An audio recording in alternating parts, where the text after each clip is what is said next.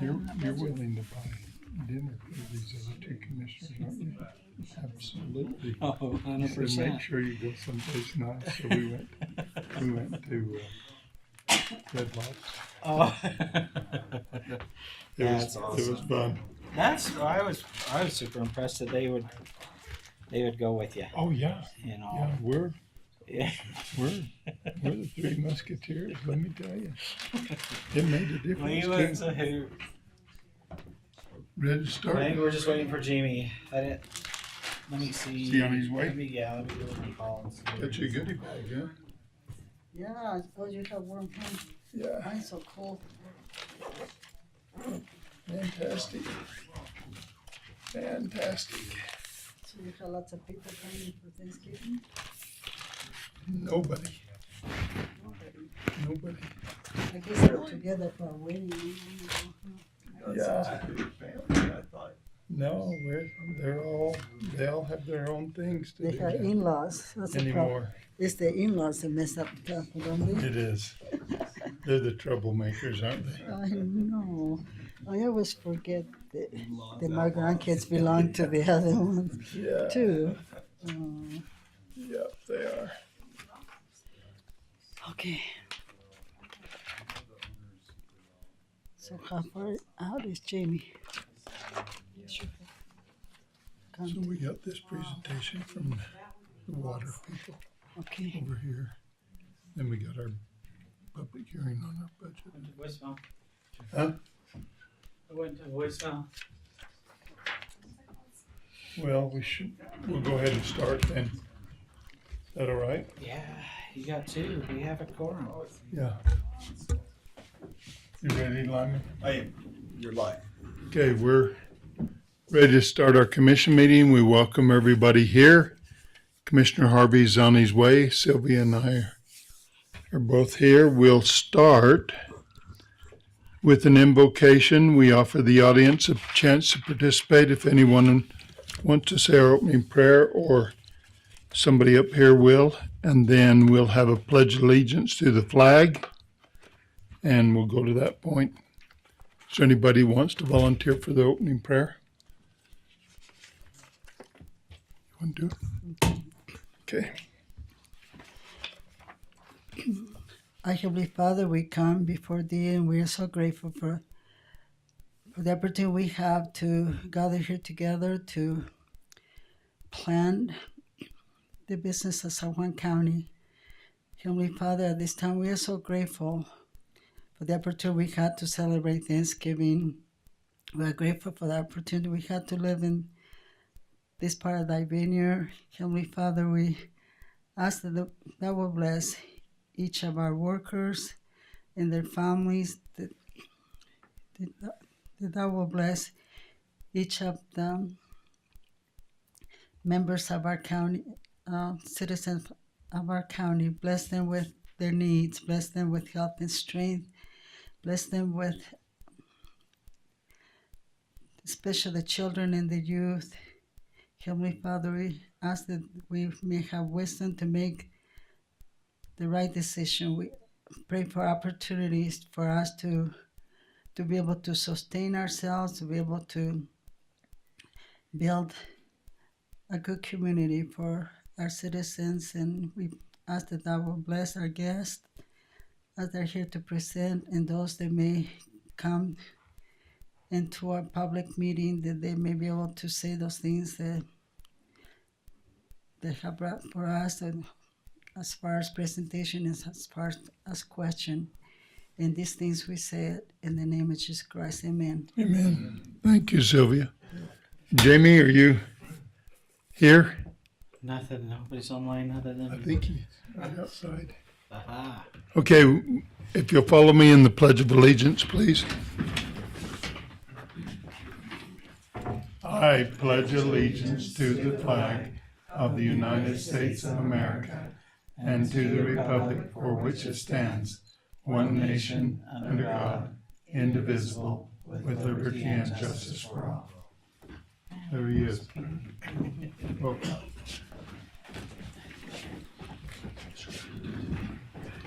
Okay, Commissioner Harvey has joined us, so we have all of the commissioners here now. If you've looked over the agenda, does anybody have anything they need to declare as a conflict of interest? I don't. Okay, No conflict. okay. We'll turn the time over to Mac for any public comment that anybody wants to make. I put my hat on today because the wind was blowing and my hair is a little long. I don't know whether I'd wear it in here. The wind's not blowing too much in here. I'll leave it off. There could be some hot air, right? That's Jeff's got his hat on too, so you wear a hat. all right. Public comment, Mac. There's everybody here is staff or presenters, and I am the only one online right now. Okay, we'll move on then. Mac, you go through the consent agenda for us and we'll vote on that. Absolutely. So on the consent agenda, you have the approval of the November small purchase of $26,910 for the San Juan County Corrections Security Cabinet. This is a security cabinet that will kind of maintain all of, they can put their weapons in here. They can put, their tasers, systems that they use for corrections that need to be in safe, locked up storage. They don't have a system yet for that, and so that's the purchase of that. I do have in my office, they provided a sole source letter for this as well, where there's not a lot of manufacturers of this type of equipment for jails, and so it is something that they can continue to use as we go through the remodel. It's something that will be compatible also for the remodel, and they can add to the system in the future if they need more locked storage in the corrections. But right now, as it is, if one of the officers takes any of the equipment, they leave a note behind if they leave a note behind. And so this is a better way to maintain their inventory of what they have and who took it out, who was assigned it. It'll thumbprint them and get access to that system, but keep a log of who has that equipment, especially for the corrections. They really have to manage the inventory of their products instead of leave it behind. And so this kind of helps controls, safety control measures in the correction facility. Item number 2 is ratification of letter support for the Rural Communities Opportunity Grant, FY 2024, for a grant request to Utah Governor's Office of Economic Opportunity that Elaine had applied for this last week during UAC.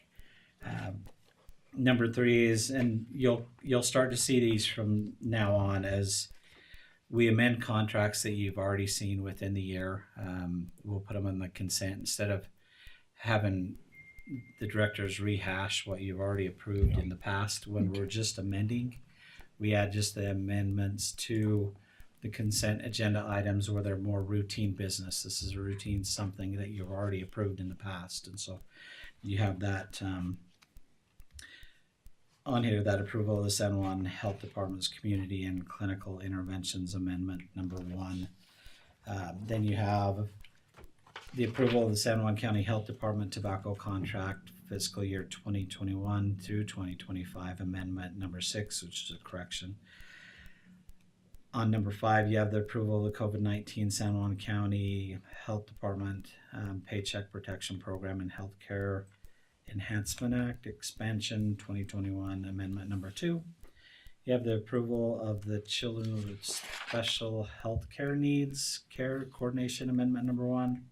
Approval of the San Juan Public Health Department fiscal year 2023 through 2027 Violence and Injury Prevention Program amendment number 2.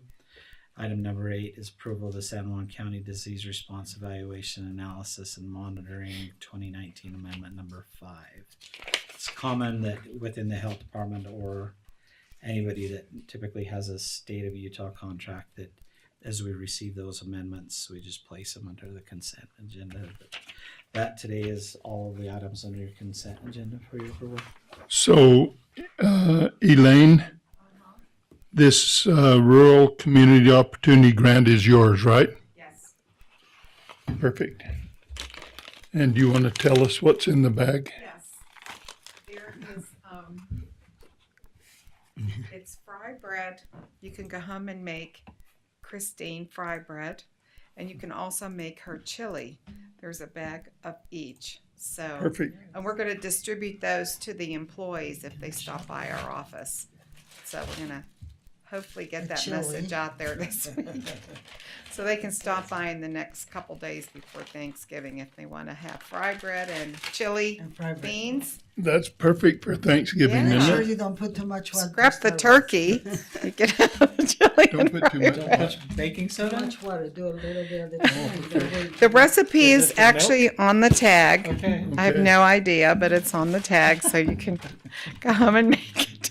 And so I don't know if Crystal's here, but I was going to have the message put out. Maybe I can ask Natalie to put it out for have employees. Sick, and so, Is Natalie here? yeah, no. Okay, I can ask her to Hey, put the message out so the employees can come into the office and get one of each. thank you so much. You're welcome. We appreciate Happy it. Thanksgiving. We think the We're base going to camp. definitely Good job. approve her request, aren't we? Yeah.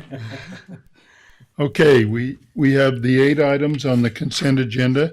Do I have a motion to approve? I'll motion. Motion by Jamie, I'll second. second by Sylvia. Any further discussion? Seeing none, all in favor say aye. Aye. Aye. Aye also, that's 3 in favor, 0 opposed.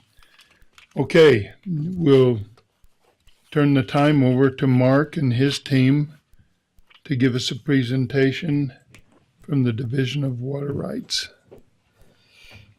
Well, we're glad to be here today. I'm Mark Stilson. I'm the regional engineer for the Division of Water Rights based in Price, and we cover Carbon, Emerald, Grand, and San Juan counties. And we love coming down to San Juan County. It's an awesome place to be in. We've had a long relationship with Commissioner Adams. We're glad to get to know both of the new commissioners and develop some relationship there. So a couple of things that we're going to talk about today. Mainly, we're going to focus on the general adjudication and what that is. And let me introduce, we've got Mike Drake. He's our assistant state engineer over our adjudication section. And Michelle Gabb, she's our hydrologic scientist out of our Price office. And so Mike will be doing the presentation on the general adjudication. That's the main thing we wanted to hit on today, is we are currently doing the Navajo adjudication. We'll give you an update on it. And that ties into the settlement agreement that we signed last year. And it's a critical piece of completing that settlement agreement and getting funds to the Navajo Nation for water improvement projects. If there's additional time, I would be happy to take a little bit of time and talk about Moab Spanish Valley issues. And I didn't bring a presentation for that one, but there's some interesting things, especially with this water year that we just had, that I wouldn't mind bringing up and pointing out in regards to the groundwater resource. So, but let's start with Mike, and then we'll go from there. Mike, do you want this mouse? Yeah. You can control your own destiny. Control my destiny. Better or for worse. Okay. Well, yeah. So Michael Drake, I'm glad to be out here this morning and meet all of you, and talk a little bit about adjudication. San Juan County is an area where the state hasn't adjudicated water rights. Very, very little adjudication that's been done out here. That started to change. We did some work up in the Moab area, and that the part of that valley, the Spanish Valley, that is in San Juan County, and then most recently, obviously, the Navajo adjudication. So it's my team that's working on the state adjudication side of that. There's a lot of people working on that project, but that's kind of got us in this corner of the state, and we'd like to continue. And so I want to talk about what adjudication is, why it's a complicated process, but there is a reason that the state does these. It's very important to part of managing our water resources, to understand where the water rights are used, what they're used for, how much it's being used, what water rights are in use, which ones are not in use. Those are all some of the questions that we answer through the adjudication. So I've got a few slides here, and so we'll just kind of bounce through them. These are some of the slides that we share throughout our adjudication process. And so there's a series of public meetings, and we'll talk about all of that as I work through the process. But we have a lot of outreach throughout this entire process. We know it can be very concerning at times, and so we like to make sure that people are as well informed as possible. Okay, so this first slide, what is a general adjudication? So an adjudication means to judge. It's a determination of something, and in this case, it's a determination of water rights. And so, being an adjudication, it's accomplished through the state district court. And the idea with this, it's ultimately a lawsuit of sorts, is it joins and binds all water users into one comprehensive adjudication or court case to determine what everyone's water rights are. The reason it's done through the courts is we want to make sure that due process is afforded to each and every person. And so it's not just, the state people up in Salt Lake that are coming in and saying what's what. Everyone has due process protections through the courts, through an adjudication. The entire process is governed by state statute, so we operate precisely according to the state statute, and that's all laid out in Title 73, Chapter 4. And like I've already stated, the whole idea is that we're going to review and determine each and every water right in these areas. We'll talk about what these areas might be in a little bit, but let's go on to the next slide. Let's talk about why. I've touched on this a little bit.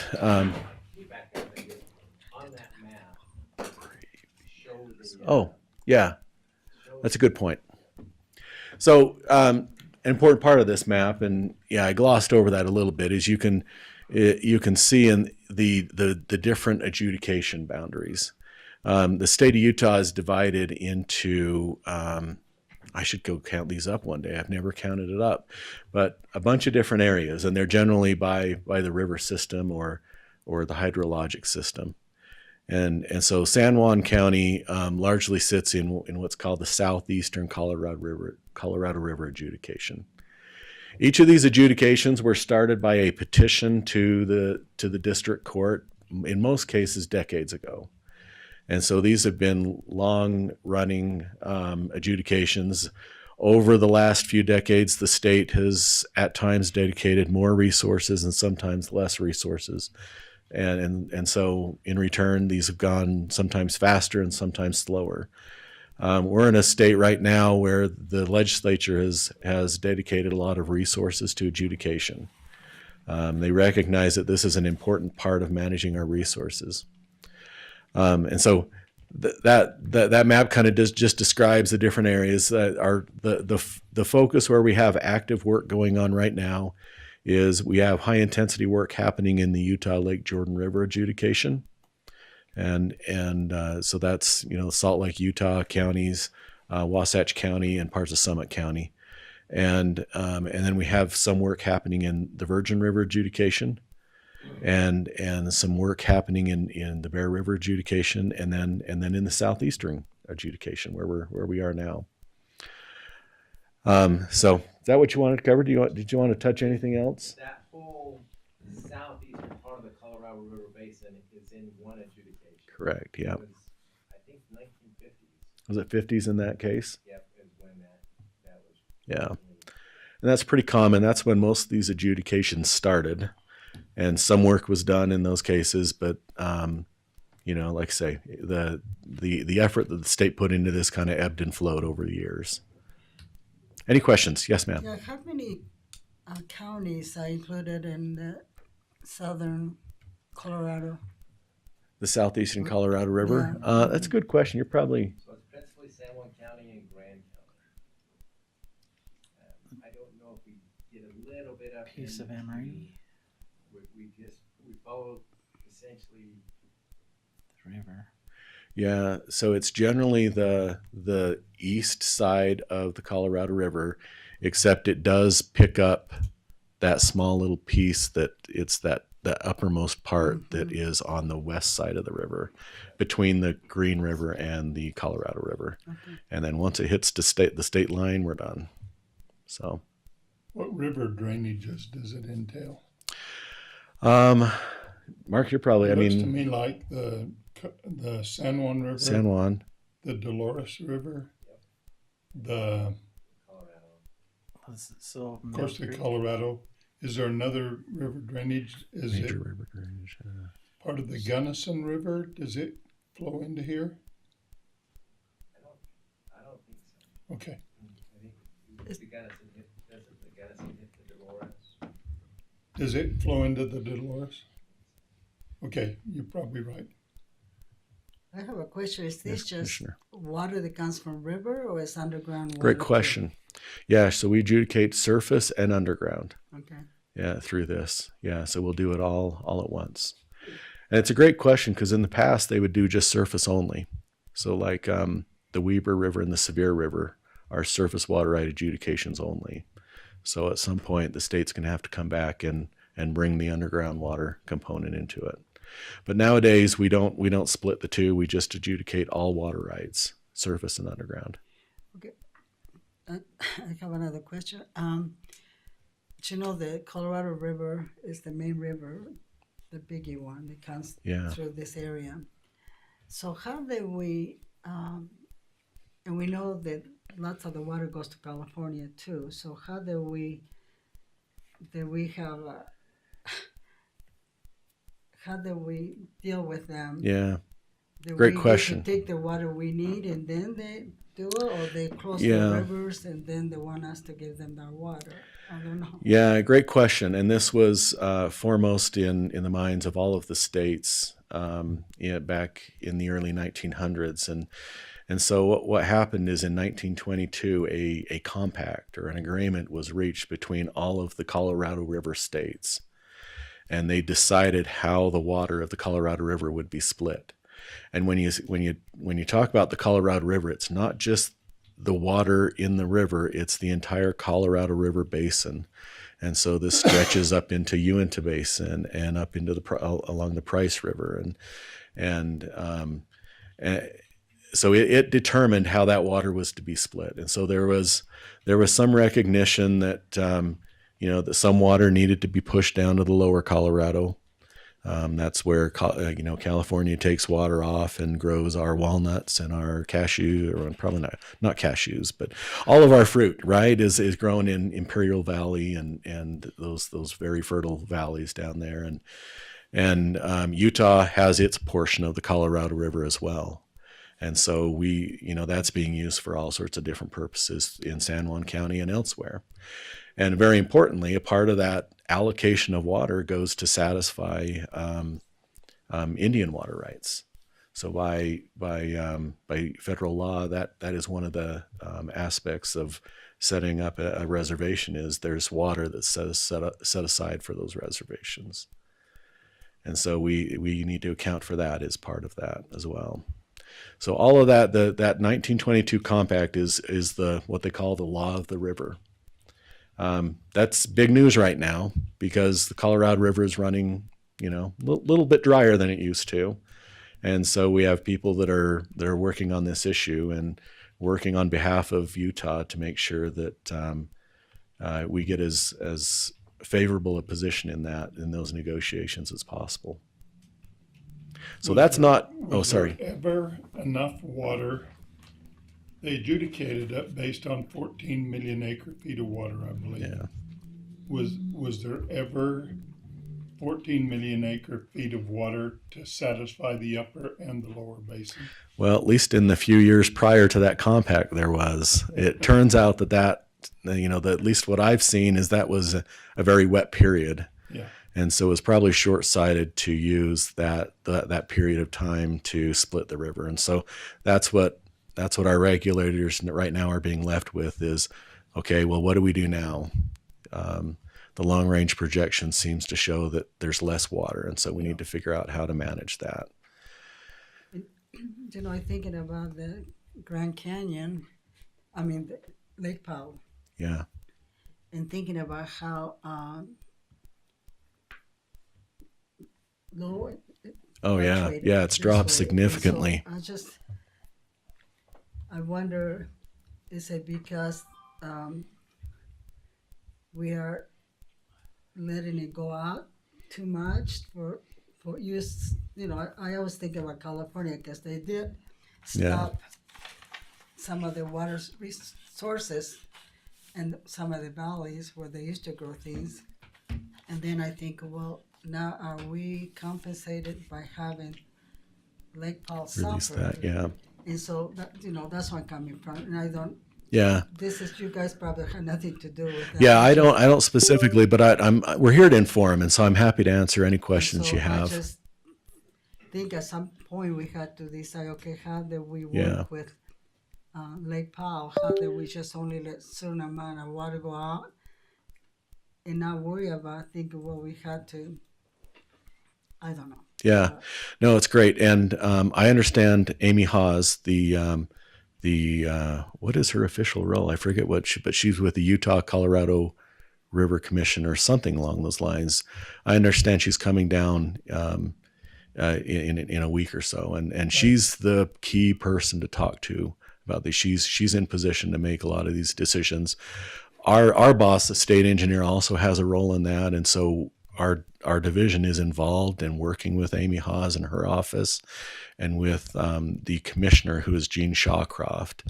And so there's a lot. The Colorado River issue is a very complex issue, and it has multiple different groups that are involved in trying to make sure that we protect Utah's resource. But your concerns are warranted. Is it because it's being sent down? Yeah, to a degree, we are sending more down Well, you know, to the lower Colorado. Lake Powell is water, but also is recreational. Yeah. It's also is for us is taxes and different Yep. things, and so lots of things that used to be open they're closed because of the water. Yeah, it's water, it's power, it's recreation. Yeah. There's a very real danger that if it gets much lower, that we won't be able to generate power off of that, and so that raises everyone's rates. And so, yeah, it's lots and lots of concerns, and a very complex issue. But and could it lead to some litigation? There may be some litigation that's coming out of this in the subsequent years between the various states as we try to balance all of these issues and the shortage in the river effectively. Sylvia, you need to thank Harry Reid for what he did in Congress to make sure the lower basin had all of their water before the upper basin. There've been a few agreements. Am I wrong? There have been a few agreements in the past. I'm not assigning blame to Mr. Reid in his the late Harry Reid, but there are agreements in the past that, at least what's the word coming out of our side, our representatives in this issue is things are going to change. So some of those dynamics that sent water down, we want to rethink those. That doesn't make any sense to send I just water. have one more question. Yeah. Is there, for instance, when we have solar farms here, and we think, oh, good, we have solar farm here, but end up going to California because they pay more money than we pay. Is that a situation like that with the water? Is money involved in this where California has the money to pay more, and because of that they get a? Not really. Fundamentally, no. It was just a gift. No. Assigned to different.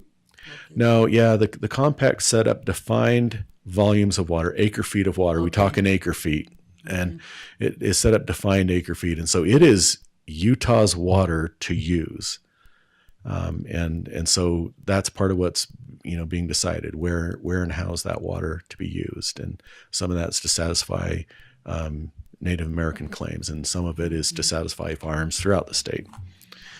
Now, what to do with the shortage? That's the big question, and that's what people are working on to figure out how we're going to manage that. And unfortunately, there've been incentives in the past to have California say, "Hey, the water's there. Let's take it and use it," and that is primarily what Utah is concerned with right now. And let's remove that incentive. Let's not have that be in place anymore, particularly where the river is it running at a deficit right now. So, Thank you. yeah. Jamie, you have any questions? Not yet, but I will. Probably. Okay. He's thinking over there. I can see it. Well, we'll get it. We'll get into this process here, and that'll start to blow your mind, and you'll have some Right. questions. It So will. prepare. Now let's see. Am I okay? So I've covered some of these things, and so I'll just kind of skirt over this quickly. There's a couple key points I want to help you understand. If I had to say number one reason why we adjudicate, it's what's under those first few bullet points, and it's to bring all the claims onto the permanent record. So if you're familiar with the settlement of Utah, and I recognize that particularly in this corner of the state, that settlement is when European settlers came into the valley and established water laws and whatnot, and indigenous peoples were here all along, but we have to couple that with the laws that we have now, right? So the dynamic setup is that European settlers came in, established uses to the water. The state of Utah didn't come in until about 50 years, give or take a decade or two after that point, and then the state of Utah began to implement water laws, water statutes. All right, but there's a lot of development that happened prior to that. In fact, there were reservations for Native Americans that were set up prior to that. So all this water stuff happened prior to the state becoming a state. And a key provision of the Constitution of the state of Utah is that all existing rights to the use of any of the waters in this state for any useful or beneficial purpose are hereby recognized and confirmed. All right, so even though some of those rights didn't ever get put onto paper or didn't ever get quantified, the Constitution recognizes them. But we still have the question of, well, what are they? So the adjudication is the way that we define what those are, whether they be European settlers that came in and established a farm, or ranchers that came in and started running cattle, or American Indians that came in and that were always here and that were using rights and had reservations set up, and now under federal law we need to establish and define what those are. All of those come into play and are reasons that we adjudicate. We need to make sure that all of those pre-statutory, pre-state uses are recognized. And so that's those first few bullet items, is we want to recognize and identify all of those old pre-state water rights. The diligence claims is what they're called, or underground water claims. And then we also want to identify the federal reserve rights in the area. That includes both American Indian water rights, but then also the federal law sets in that when they reserve a forest, for example, there is a reserved right. And so we want to identify that. We want to identify all of the Bureau of Land Management water rights. There's a lot of BLM lands around here, and so there may be water rights on that. So through the adjudication, we bring all of that into one picture, and we sort out everyone's water rights. Okay, so that's the number one reason. Through that, we do get some more clarity, and we start to understand better how water relates to how different water users relate to different water users. And so that's another main reason that we do this. We do look at water rights that have just gone out of use. So in the state of Utah, if you don't use water for 7 consecutive years, then your water right is subject to forfeiture. So in the adjudication, if there's farms that haven't been around for 50 years, then the water rights associated with those farms may be forfeited. They may be lost. So those are some of the things that we look at, and ultimately we're trying to get a final comprehensive decree that finally settles all of the water right issues in an area. Any questions on that? So that just the why. Go ahead, Mark. Mike, can I make a point too? One of the reasons we're here today is that as we push forward these adjudications, we want to get out in front of them and let people know that we're doing this work. We're planning on doing this work. Utah law gives water users an opportunity to put water back to use. Yeah. So if you have a water right that's not in use, and you know we're coming in 2024 or 2025 to adjudicate, and you have the opportunity to put that water back to use, you can do that. So if you have something that might be in jeopardy of forfeiture, we want to give enough lead time so water users can recognize that, and we can talk to them and help them understand what they've got. And if they have the opportunity to preserve a water right that maybe hasn't been used, we'll work with you on that to make that happen. Correct. Yep. Yep. So that does, and that's a great point. That's why we're out here is we are looking to continue the adjudication of this area, and necessarily that kind of gets people concerned. And so we want to start to communicate and get the word out that we're doing this so that people can prepare. All right. So this is the mind-blowing part. So prepare yourselves. This is the adjudication process. We've tried to simplify this as much as we can, but there's no way around it. It's pretty complex. You can think of it as having 3 different phases. And so you can see the three different colors, green, blue, and I guess it's kind of a peach type color. All right, so it starts with, and this is probably the part in the process where we get the most confusion, the most concern, is we send out a notice. We publish that in the local paper, and then we also do a mass mailer.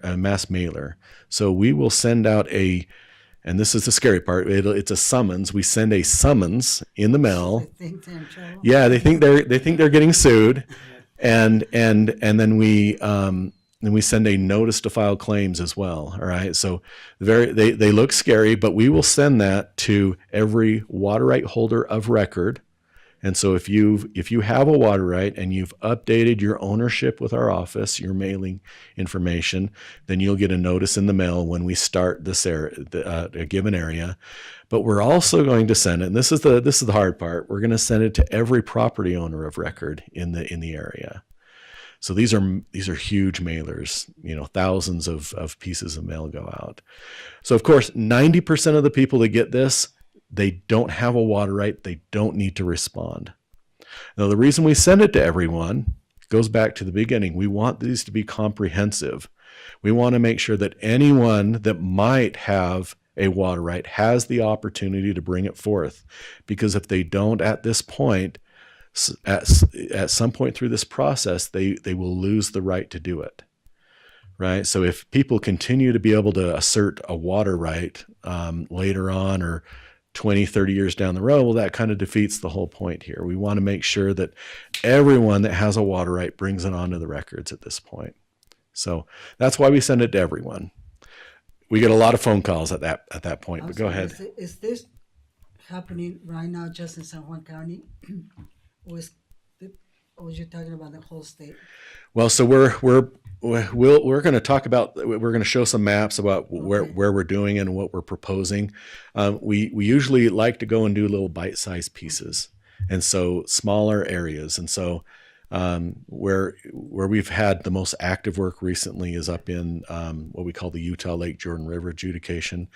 We'll just take little bite-sized pieces, and we'll start that area, run it through this process, send the summonses, send the notices, and then publish the various things that we do throughout this. And so, you'll know when we're rolling into an area that's part of it.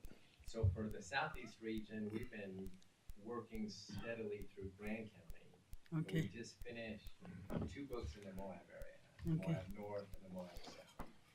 And so we're almost fully complete with Grand County.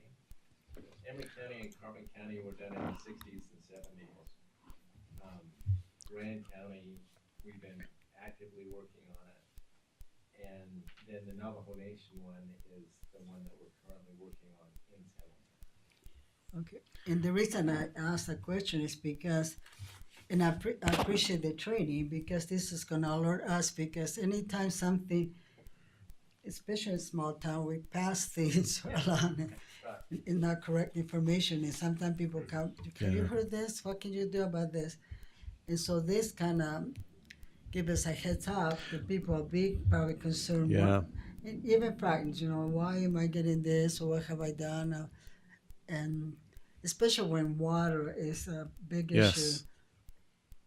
Anytime we're trying to do something, we don't have water, or this or that, it's just kind of like, so. Yeah, it's a good point, and that's why I think we're at the start here of doing some outreach and try to educate people that, hey, this is coming. We need to do this, it's going to be a little scary. There's some scary things you'll receive in the mail. If you don't have a water right, don't worry about it. If you do have a water right, there's probably some preparatory things you can do to get ready between now and They then. don't know if they have or not have, they can still contact and ask to Yes. have, because it may Yeah. be Yeah. it's in the family at one point if you have a farm or something. I don't know. And that's a great point. I mean, at any point in this process, we make ourselves very available to answer questions. Mark's staff is fantastic with this. I'm going to have people assigned up in Salt Lake to do this, and so between the Price office and the staff I have up in Salt Lake, we're going to be available to answer all of these questions as people run into this and try and figure out, don't I have a water right? Yeah.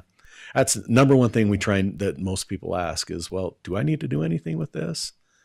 So, yeah. Am I in trouble? Yeah, exactly. Well, that is, What's the county doing now? I live up in Sandy, and my area was adjudicated. Just prior to me taking this position, I was working elsewhere in the division. And so, of course, at church on Sunday, guess what everyone was asking me? It's like, what did we get in the mail? What is this summons? So it's very, very common. I got both the professional side of things and then the friends and the church side of things. It's like, what are you guys doing? Why did I get this summons in the mail? Because, I live in a much more dense, subdivision than most people around here do. And so, every one of those houses, every one of those property owners got a notice just like I did. So the county has a water right in the San Juan River. Do we need to, if we want to transfer that water right to a different point, do we need to do that before this No. allocation? So Adjudication happens? you bring up a really great point. So we only adjudicate, and I guess I'm not sure what the water right, it's only perfected water rights. Is their water right an application to appropriate? No. Oh, it's not. Okay. Well, it is an application to appropriate, but the water rights that the San Juan Water Conservancy District hold are still just in an approved status. Yeah. Okay. So we won't adjudicate that. Yeah, they've never been perfected, so they won't be part of the adjudication. But you won't, They stay, they're okay. they're okay. Yeah. Yeah. Stay right there. So it's only those pre-statutory, and we're not targeting the Monticello area specifically, but I understand, just as an example, there's a decree that governs water use through the Monticello area. That's correct, right? And so those awards would be the types of water rights that we would be adjudicating. Is And- that the Shealy decree? And then Is there another decree besides the Shealy, or is that it? There's several little small ones, Okay. but the Chile is the main one. Are we ever gonna figure out the Spring Creek water right? That's what we're trying to do. And that's really what this adjudication will help us do, Okay. is straighten all that out. But we're not gonna start there. We're gonna start at less complicated. We'll talk you need about where we're going to there. start. We've got funding for the city on that. If we don't get something figured out, they might lose it.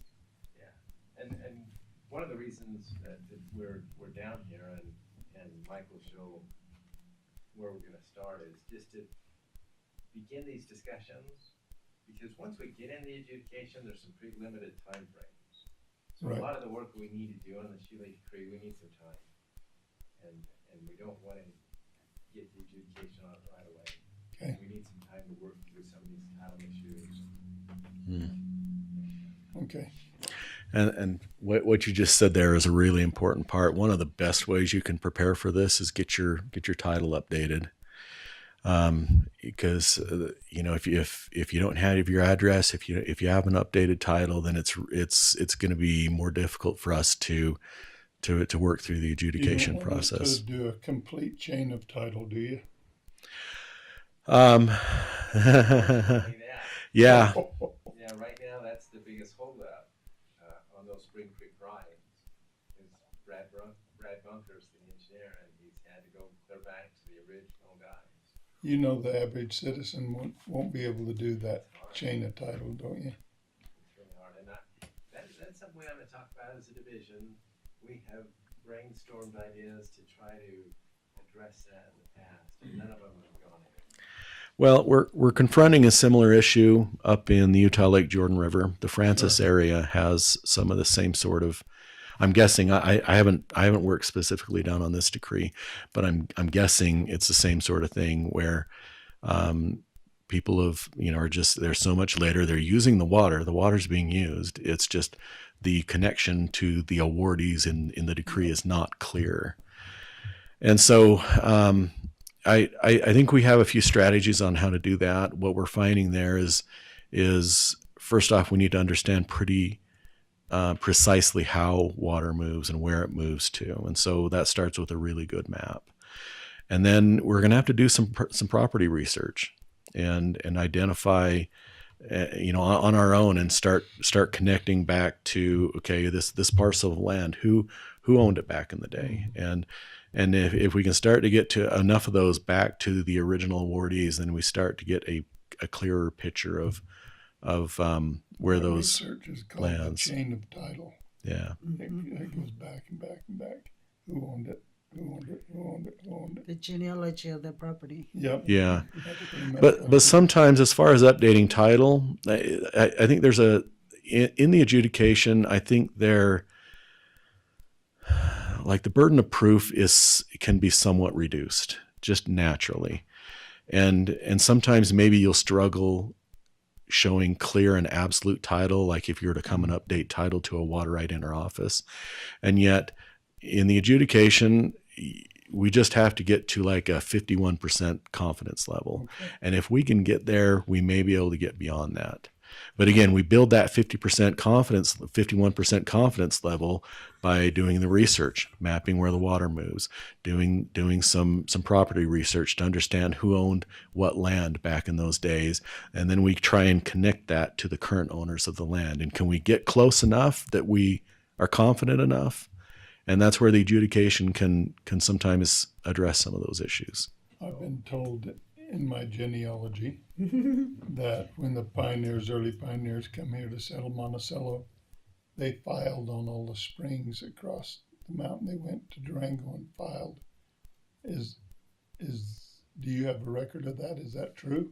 We don't. No, I don't. If that's true, that we would want to do some research and try to find out. Yeah. If that actually happened.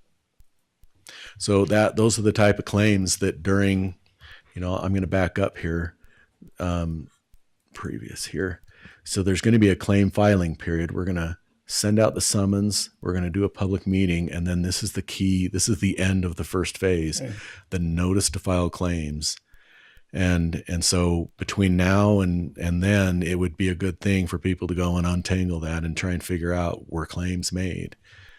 And, because there's a 90-day period in which those claims are going to have to be made. Journals and different things like that to find. Yeah, And if we have to the right's do- if the right isn't already defined, then yeah, sometimes those things are turned to. Or older, court filings, Yep. old decrees that maybe we don't have records of. So we'd almost have to go to Durango to find out if those early pioneers did actually file on those. I think there's 35 springs or something like that on there. But I know there was a water war between the pioneers and the cowboys that were here running cattle. That's pretty well defined in the history. Let's get together and get that information from you. We can help. Okay. Yeah. Just running through this. So that's first phase, ends in the notice to file claims. That's that key point where everyone brings those claims onto the record. We'll then take those claims and we'll look at our records and we'll identify what water rights do we have that we knew about, that we've assigned numbers to, that we didn't get claims on. Well, and this is a really important part. This is a recent addition to adjudication statute. And so we'll take those unclaimed rights and we'll put it onto a list and file that with a court. This is the second phase in blue. And so these are the rights presumably that no one's interested in anymore, or no one can make a connection to them anymore. And so what we get to do is ask the court to just abandon those, get them out of the way, so that we're now only focused on the rights that people have actually filed a claim on. All right, so it's a really good thing. In the past, the adjudication process would get hung up on this, that we'd be chasing down people that maybe they were dead, maybe they're a couple generations dead, and there was no one that knew anything about those water rights, and so it was really difficult to end these adjudications because we just couldn't find these people. The adjudication statute now lets us put those unclaimed rights off to the side and just abandon those. And so now we're only working with the people that we know are around right now, the claimants who have made claims that we can talk to, and we can sort out their water rights. So it's a really big move. So that's phase 2. Phase 3 is the final stage. So our staff, anchored by the Price Regional Office, will come and evaluate all of those claims.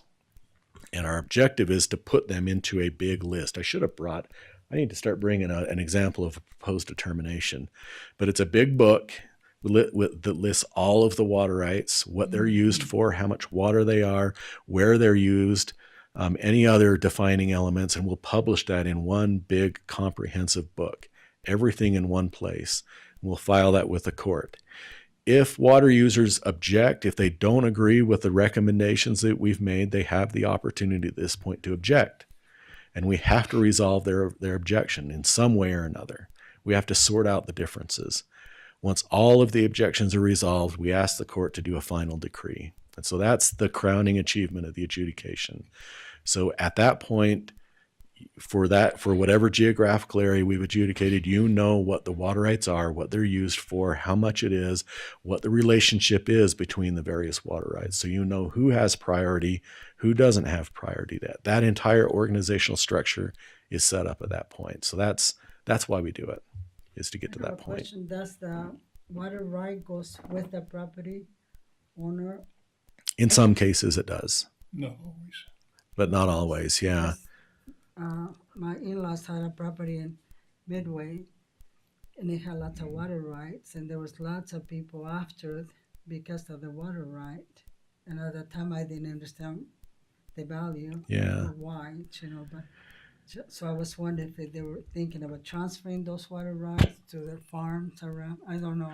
Yeah, those things are possible, and it's called the concept is called appurtenance, where the water right is appurtenant to the land. And in some cases it is, in some cases it isn't. And so you'd have to have an attorney or a title professional look at that specific case. One big example is, for example, shares in an irrigation company, which I know is very, very common up in the Midway area. They are not appurtenant to the land. And so they get passed around an irrigation company wherever people want to use it. And so that's one example of a type of water right that doesn't go with the land. So, any questions on the process? I know, very mind-blowing, very complicated. We've talked about a little bit of this already. This is where we are right now. We've been working primarily up in the northern half. Blue is, for all intents and purposes, kind of done, although there is one big thing we need to do up in the blue area is we haven't joined the federal government. And so we need to, and we are planning on joining the federal government. So we, again, make this comprehensive with all parties involved. And so we're going to be working on that over the next, our plans are to start with the first area this winter up in the Spanish Valley area. And then right now we have the Navajo adjudication underway. And we're at a pretty advanced stage on that. And we anticipate that we're going to be publishing that final set of recommendations, the proposed determination, sometime early this next year, in early 2024. And so that adjudication settles the reserved right for the Navajo Nation. Is this for the Utah side of the Navajo Nation, or is for the Just whole the Navajo Utah Nation? side. The Utah Yeah. side. And sometimes, we hear lots of time people say we have to make sure it stays in Utah. But it's more than one reason why. The obvious was there was assigned to Utah, but also it's because the border. I mean, this water belongs to Utah. Yeah. The agreement that was signed, it's a year and a half ago. is very clear that the water is to be used in Utah. And so that's a very, very clear delineation and part of that agreement. And so the state of Utah is very intent on making sure that agreement is preserved that way. And so we're beginning to develop how we're going to account for that. And Mark. Mike, can I make a comment on that too? Mhm. Because you will hear quite frequently that, hey, we're going to be able to get water from the San Juan River down to Gantic. And that is a possibility, but it wouldn't be under the Utah rock. Arizona would have to come in and they would Yeah, have they're right. to use Arizona rights for any water that crossed the border into Arizona. And one of the, Mike's actually going to show you an Yeah. example of that happening with water coming from New Mexico. Let's just jump ahead right now. So this is an example, the Sweetwater Pipeline Project. And I don't know if you guys have heard about this. Yep. Parts of this is built, but what is being proposed right now is to pretty dramatically increase the amount of water that is going to be run from Shiprock area of New Mexico through what's called the Sweetwater Pipeline, and then be brought into the into several Utah Navajo The communities. Red Mesa area. Red Mesa, Yeah, I've had several calls about that. Montezuma Creek, Is Aneth, that yeah. Senator Lujan's? It is. So I have a fact sheet, and I'll leave before we leave. I'll leave a fact sheet that we prepared for the Lieutenant Governor's office. I'll leave that with you, so you've got a few of the details. There is legislation that's being run because what's happening is it's connecting with a Bureau of Reclamation water development project, the Navajo Gallup Water Supply Project. That project takes water out. They're building reservoirs. It's a bunch of work in New Mexico. What the Navajo Nation has negotiated is the ability to connect in and take, well, some of the water is being used for Navajo purposes in New Mexico, but they've negotiated the ability to take and extend some of that water and pump 2,000 acre feet of water into the Utah portion of the Navajo Nation. one of the things that, when I attend the chapter meetings, the chapters, part of is in Utah and part is in Arizona. And it's always confusing when people are talking about this water. And it would be hard when you have neighbors on the other side of the border, maybe relative, maybe grandma, that how can they not have that water? And I know that lots of time when I'm talking about something about a Utah issue for San Juan County, and there, not all the only part of the chapters in San Juan County, people always start talking and ask, well, what, for instance, we were trying to do a phone tower in Mexican Mexican hat. And somebody said, why we want one too? Well, and somebody says, you're in Arizona. Oh, okay. Or anything, or you're in Arizona. Okay, so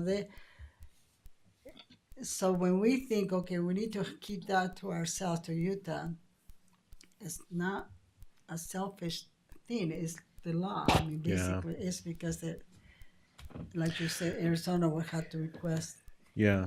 And that's nice to know that they have a choice. Maybe they can do that for the rest of Yeah. Yeah, they could. They could do just exactly what's happening here. Arizona's got to get on board. So New Mexico has entered into an agreement with the Navajo Nation. The state of Utah has, but Arizona hasn't yet. And so, hopefully they can figure things out and get that sorted out at some point. But we've got an agreement in Utah, and one of the reasons, and I get it from the Navajo Nation perspective, they view it as one comprehensive nation. The chapters cross state boundaries all over the place, but we are trying to work within this framework of the Colorado River Compact, and the Colorado River Compact gives the state of Utah a certain amount of water, of which some of that is the Navajo Nation's by agreement. And so we need to be able to manage that. And so the nice thing is we've established a partnership through this agreement with the nation, and we both understand how each other's going to operate, and the state of Utah is going to defend that 81,500 acre feet, and make sure that is available for our Navajo Utah citizens. So, yeah, it gets challenging when it crosses state Well, it lines. makes it easy to explain, and it's not like we're trying to discriminate against them because we know there's a need. Yeah, Basically, is we are bound by law of this. yeah, So make it easy, And that's- they can participate if they yeah, yeah. do, Yeah. by doing their own kind of. Hopefully things will get going with Arizona. I know Arizona can sort things out. I mean, I recognize the challenge. You know, a much more Navajo land is in Arizona than in Utah and New Mexico, but it's an important thing. That's why Utah prioritized it and wanted to get that agreement in place. So yeah, Sweetwater Pipeline Project. So that's moving forward. They're doing planning on that. The design work is being led up by the Navajo Nation, and so we're not really involved on that. That's kind of the whole idea here. Is the Navajo Nation has jurisdiction over this, and we'll be working it through. The legislation does require the state of Utah and the Navajo Nation to enter into a kind of like an implementation agreement. The state of Utah needs to be able to measure how much water is being delivered to Utah. And so the biggest component of that is just going to iron out some of those details and make sure we understand where it's coming in so that we can measure it and then account for it in our Colorado River regulation. So we'll be doing that in the next few months. Need to see if this is going to get past our Congress, which is kind of a who knows anymore, right? Sometimes they'll just decide to close up shop for a few months. But anyways, hopefully that gets through and that project can move forward. All right, let's see. We I skipped didn't over. realize the Sweetwater project would end up delivering water to Montezuma Creek and Tees and all of those communities. I thought it was just the Red Mesa area. I'm not sure how far they're going to go up. Yeah, I mean that It map. says here that It will eventually, yeah. yeah, eventually to Red Mesa, Tees, Montezuma Creek, and Aneth. So some of the planning that was done, they were evaluating whether to go with this pipeline from New Mexico, Yeah. or to build treatment in Aneth or Montezuma Creek, and even I think their plan, it still might be part of the plan to build treatment in Do you know Mexican how big the Hat. pipeline is? I don't know. I No. don't know. It says they're going to deliver 2,000 acre feet of water. So yeah, This 2,000 acre project, feet. so- It's a lot of water. It's not enough water to like be irrigating massive amounts of crops, and so I'm sure the primary focus right now is just to deliver domestic water, make sure that people have running water in their homes, and then they start looking at some of these other things. So I think this is the alternative to building massively expensive treatment in the Aneth area, because that was the other alternative, to build it there and So then is this water move it up. treated, the Sweetwater water? It will be treated. It is, yeah. The nice thing about picking it up in New Mexico is it's much cleaner at that point. It doesn't, as it moves through New Mexico and into Utah, it starts to pick up and leach in more natural contaminants. And so if you can pick it up as it comes out of the mountains, it's much cleaner. A treatment plant at Aneth to remove those pollutants was going to be really expensive, require some really advanced water treatment to be able to That deliver. picks up 4 out of 7 chapters Yeah, in Utah that are Navajo, so that's more than half. That's exciting, yeah, it's a great project. really exciting. Yeah. I think we've. I was just looking at those previous slides. I think we didn't talk about much. Just real quick, because we were talking about Navajo, how we're moving along. Just the status on that. So part of the agreement was the state of Utah would contribute $8 million towards water development projects. We transferred 1/3 of that upon the agreement being signed. The state engineer would like to deliver the second third of that at the proposed determination. So we're hoping that happens later on, or it just, in the beginning of 2024. Who allocates the 200 million from the federal government? That comes from the feds. And we were just talking on the way up. It's like, I don't know if we were 100% clear whether the feds have passed that water on to the Navajo Nation. We hope I not. thought, I don't know. I'm going to have to ask that question and find out. And so I'm curious. We were curious. We were talking about it on the way up. We It's had like, indicated to Senator Romney that if they wanted to make San Juan County the well, I don't even Like know the- what to call Pass it. through. The pass could through, we'd hold be it. willing to do it, oh, but we haven't heard anything since. So we're really suspicious if they give that amount of money to the Navajo Nation, whether it'll ever come back to Utah Navajos. Jamie, are you suspicious? Yeah. Yeah, we've had a lot of history with the oil and gas in Navajo Nation, assuming Yeah. that now it's water. So okay. want to be diligent in making sure that that 8 million is going to benefit Utah Navajo. Yeah. Yeah. Well, we continue to be involved. The state engineer's office continues to be involved in this. And so when we found out the Sweetwater pipeline was being proposed, we were like, that's fantastic. Oh, yeah. We'd like to just participate in that process so we can make sure that it gives us the tools we need so we can regulate that and ensure that this agreement is implemented as it was agreed to. So we're moving right along. Part of like setting that agreement in concrete is to do this adjudication. That's what Right. puts it into state law. And so you'll see some parts here of that process that I already ran you through. So we did the list of unclaimed rights on this adjudication in May of 2023. We received no objections, and so we're going to be able to clean the slate of a bunch of the old unclaimed water rights out there, which is great. We're about 95 or more % complete in reevaluating all of the claims we've received.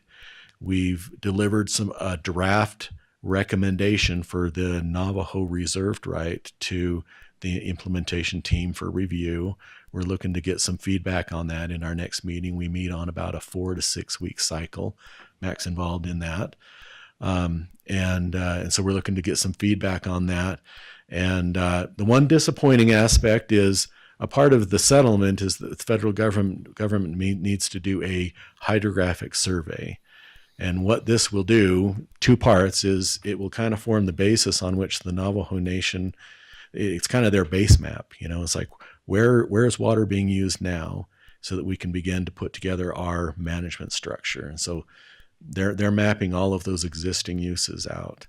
They're about halfway done, but unfortunately their contract has been on hold for the last probably about 6 months or so, Yeah. it, Mac? To figure everything out. And we keep asking about it every month, and we keep getting told maybe next month. Maybe we'll. They ran out of money. They ran out of money. They had $1 million allocated for them, and they ran through that $1 million plus an extension. I think they got an extension. So we're looking to hear back about that, and that's not necessarily going to hold us up. We're trying to reconcile. Okay, what does it mean if we publish a proposed determination without the federal hydro completed? And so we're going to have to figure that out. We may move forward and then just kind of fill in the gaps later as we receive that information. I have a question.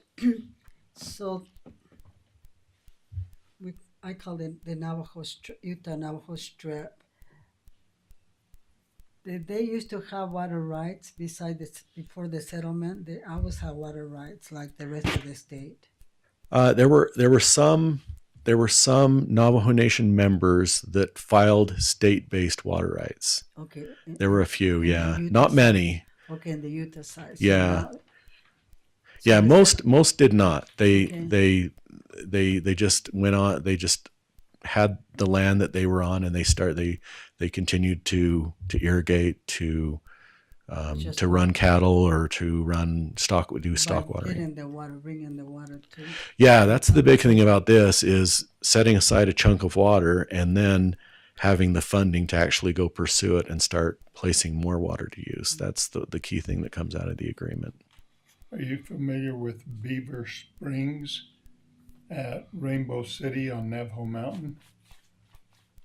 I'm not, no. There's that's a big source of water for the people at Navajo Mountain. It's called Beaver Springs. It's up the side of the mountain. They have a delivery system and a filtration system up there that they. Well, So don't know if you wanna- we've spoken with representatives of some of the people out there on Navajo Mountain. Okay. They apparently got connected with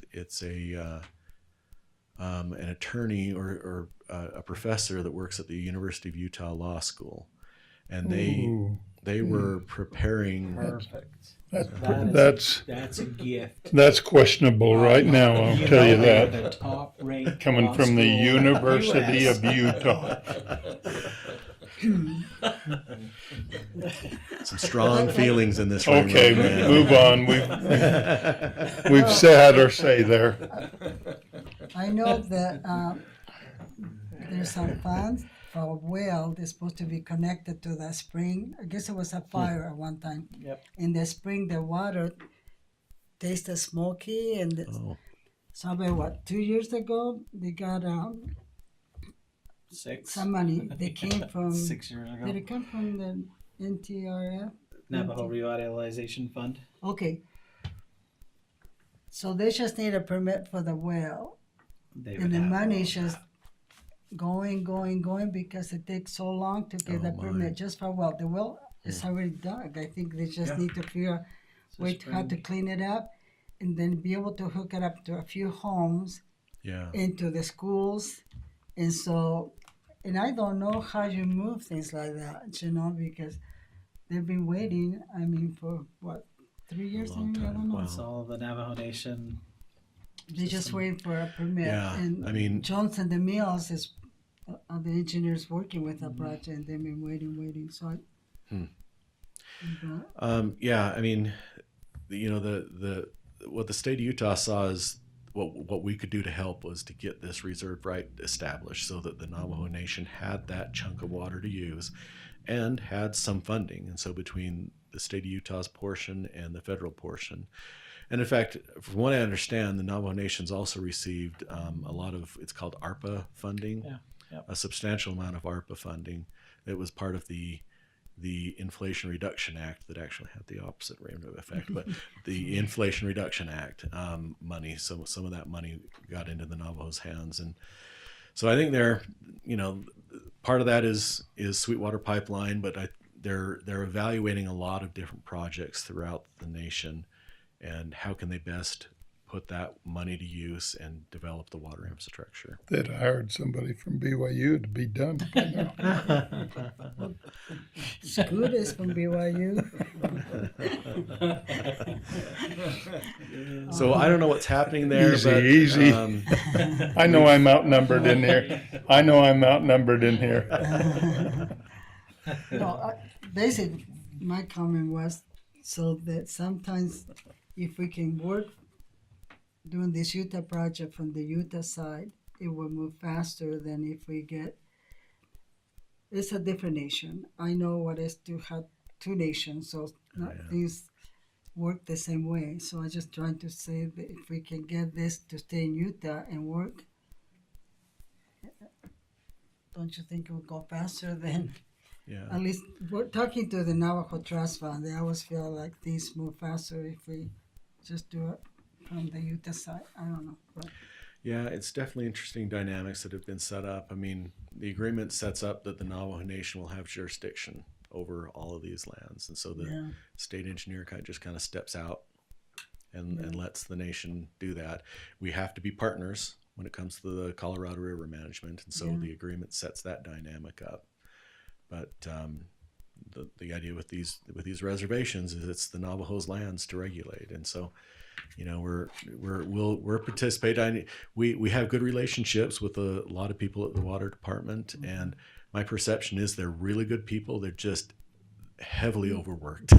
They have so much on their plate right now. Well, it's just like I said, it's a different nation, and we have to realize Yeah. that different country, different nation has different way of doing things, and so Yeah. Yep. Well, we're happy to help out, and I know the lieutenant governor has helped out along these lines as well, and certainly if things like that could, we can help assist in that. I think we're happy to do that. Let's see, what did we talk about? I think we kind of finished up this slide. So let's just go down to the end here. This is just more to talk about what we're planning. So Mark's staff has gone through and done some mapping to try and figure out what are we doing next. This map is a little goofy. I'm going to roll my cursor around on it just so you can kind of follow where we are. This is the Navajo Nation, which we are currently adjudicating. So this 09-1 area. Bluff sits right there. And then we've gone and kind of made these into some different areas. Adjudication boundaries can sometimes be a little wonky. There's a lot of value in following hydrologic boundaries. And then another interesting dynamic we have in this corner of the state is the Bears Ears National Monument. And wherever you are on that issue, doesn't really matter. From a water right perspective, we kind of want to stay away from that until things sort themselves out. And so that's been another kind of controlling dynamic is to kind of stay away from that. Let's let things cool down, figure out what's happening with that before we roll in there and try and sort out the water rights for those areas. And so what we're focusing on for the next steps is to do this 09-2 area. And this is an area that we're calling kind of the lower Montezuma Canyon, or this is old. We didn't update this. We were saying creek, weren't we? Yeah, we were kind of game planning names. It's one of the more fun things you get to do. And with these, it's like, what are we going to name this? See, people will be using this for decades and decades and decades, and we get to decide right now what the name will be. So if you guys have ideas, we'd love your ideas on what to name this. But it just kind of it picks up the drainage of Montezuma Creek between the north boundary of the Navajo Nation, and we're stopping before we get into the Monticello area. I think Mark's thinking on this is we want to kind of get in the area, and given our propensity to serve summons on people and to scare people, it's like maybe we want to do in a little bit less populated area, get people used to the idea, talk to their neighbors, figure out that, okay, you have to do a couple things to make sure you're straight, but then otherwise, this isn't that scary of an issue before we roll into the Monticello and the Blanding areas. And so we'd like to start in this 09-2 area first before we move in later to, we think Blanding area might get split into a couple different areas, kind of an east zone and a west zone. And then the Monticello area would be Monticello and eastward up to the state line would be another area that we would adjudicate. If we were to move rapidly on this, you might see us open up the 09-2 area maybe later on.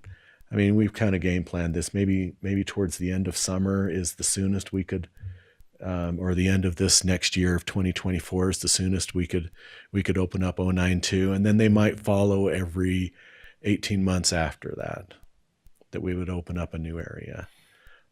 These things typically take 3 to 4 years to complete once we open up an adjudication. They're long-term things. Mm-hmm. They take a while. These are really complex issues we're dealing with, lots of water rights that are relating with each other. So it takes a while to untangle all of that. And so even at that, I know some of the summons and the notice to file claims happens rapidly, 90 days. But there's a lot of time, a lot of cushion built in there to make sure that we get things right.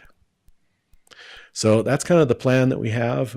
Mark, was there anything else you wanted to talk about on this? Well, just to reemphasize, the reason we're kind of starting in a more remote area is to get the word out. That, hey, we're coming down into San Juan County, we're going to be doing this. There's a lot of issues in Monticello, there's a lot of issues in Blanding.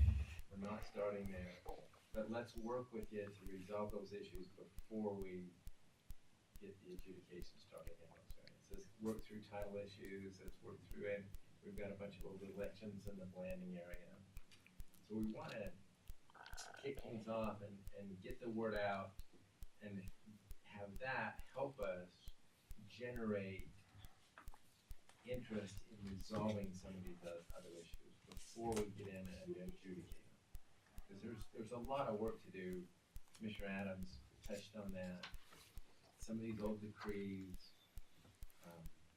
there's a lot of work to do with the water users to get things updated and get them in good shape before we adjudicate.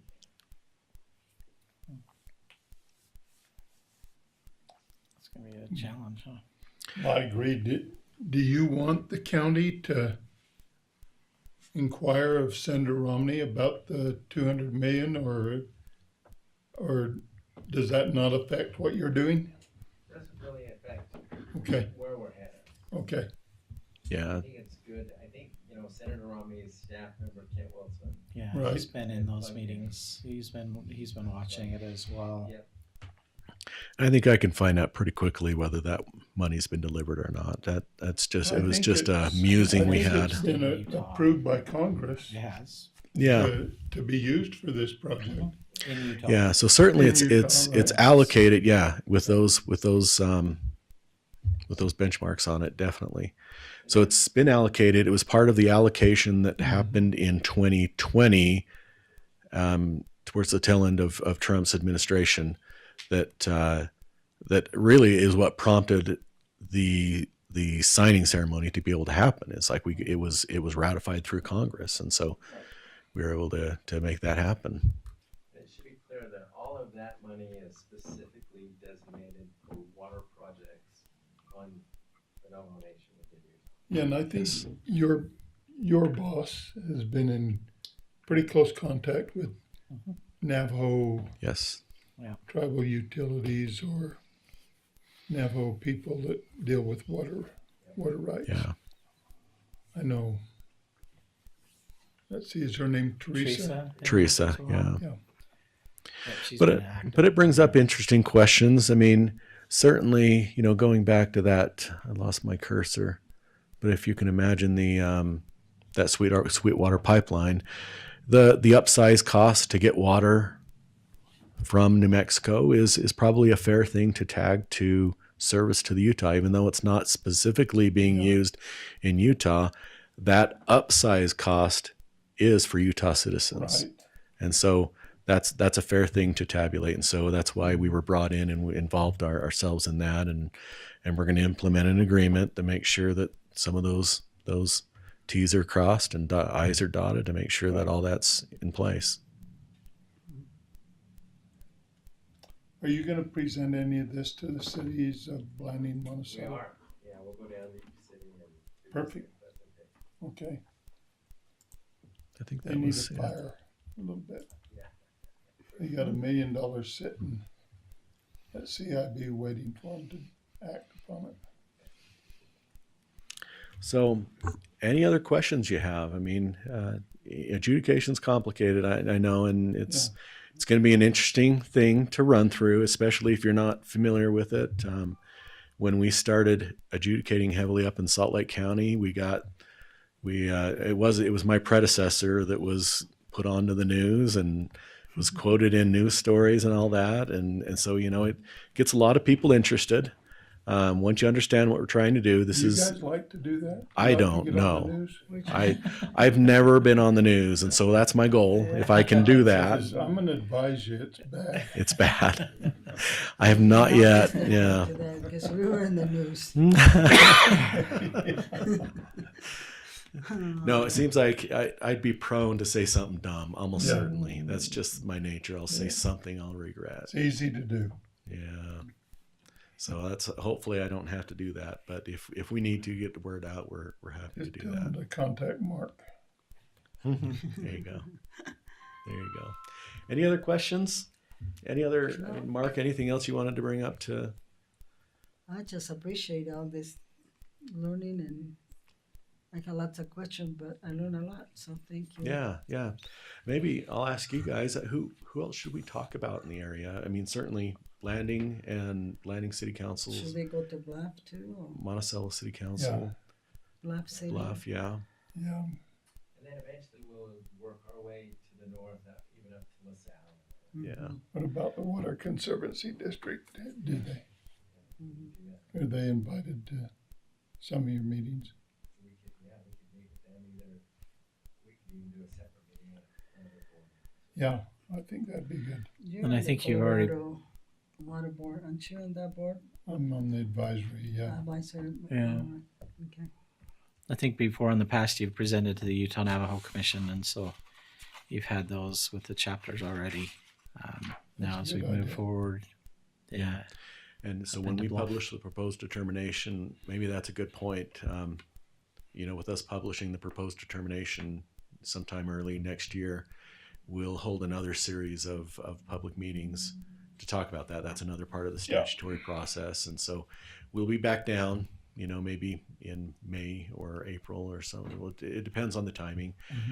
We're trying to make sure that, again, everyone's got an opportunity to contribute and voice their concerns before we publish this proposed determination. And so we're not in a super big rush, but we would like to get it done. I have a question. One more question. Do you know in the end when you have a list of the people there, you cannot find an owner of the rights? Is that appropriate to put in the public notice like we do with property going, so people can? The software record goes everywhere, It's a good and so question. in case yeah. there's a lost cousin, sometime. It's maybe a somebody then- it's a good question. We've had lots of people kind of make that connection with the lost property listings there. I think something like that would have to be brought into statute, and to some degree, that's what the list of unclaimed rights is. It's filed with the district court rather than through all of the the ways that we find out about this lost property or your bank account that your aunt opened for you or whatever. So if a person later discover, I did not know this, maybe a relative, so I did not know, and I know this, can they go and appeal at that time after? Up to a certain point. Just those 90 days. Just, Not well. There's the 90 days. That's statutory. There's little loopholes up to Okay. a certain point. There is a point where the judge kind of drops the gavel and it's over. But there are ways, even outside of those 90 days, that we can get people to bring a claim in. But it's important. I mean, those timeframes are on the order of a few more months rather than 10 more years. And so people really need to start getting on top of their water rights, figure out what they have, what they should have, and start to get their records in order, because there is that sometime in that time frame where those claims have got to be brought forward. Title's got to be connected to awardees in some form or another. So we got to be able to do that. And so it's time now to get records in it's a order. good thing that takes more than a year or two. Yeah. So people, they'll hear it and then. We've had thoughts like, how fast can you really make an adjudication? And I think you can go too fast on these. And so I figured about as fast as you could go is about 2 years. And if you're able to move in a couple field seasons, get everything evaluated, that's about as fast as you want to go. Faster than that, and people don't have enough time to react and review and watch what you're doing. So I don't think you'll see us go any faster than that. Okay, Thank you. Okay, thank you. appreciate you bringing this information to Oh, us. you have a question? Jamie has a Jamie, question. you have a question? Jer, I got a couple of questions I can keep short. I'm interested in the proposed determinations and what that looks like.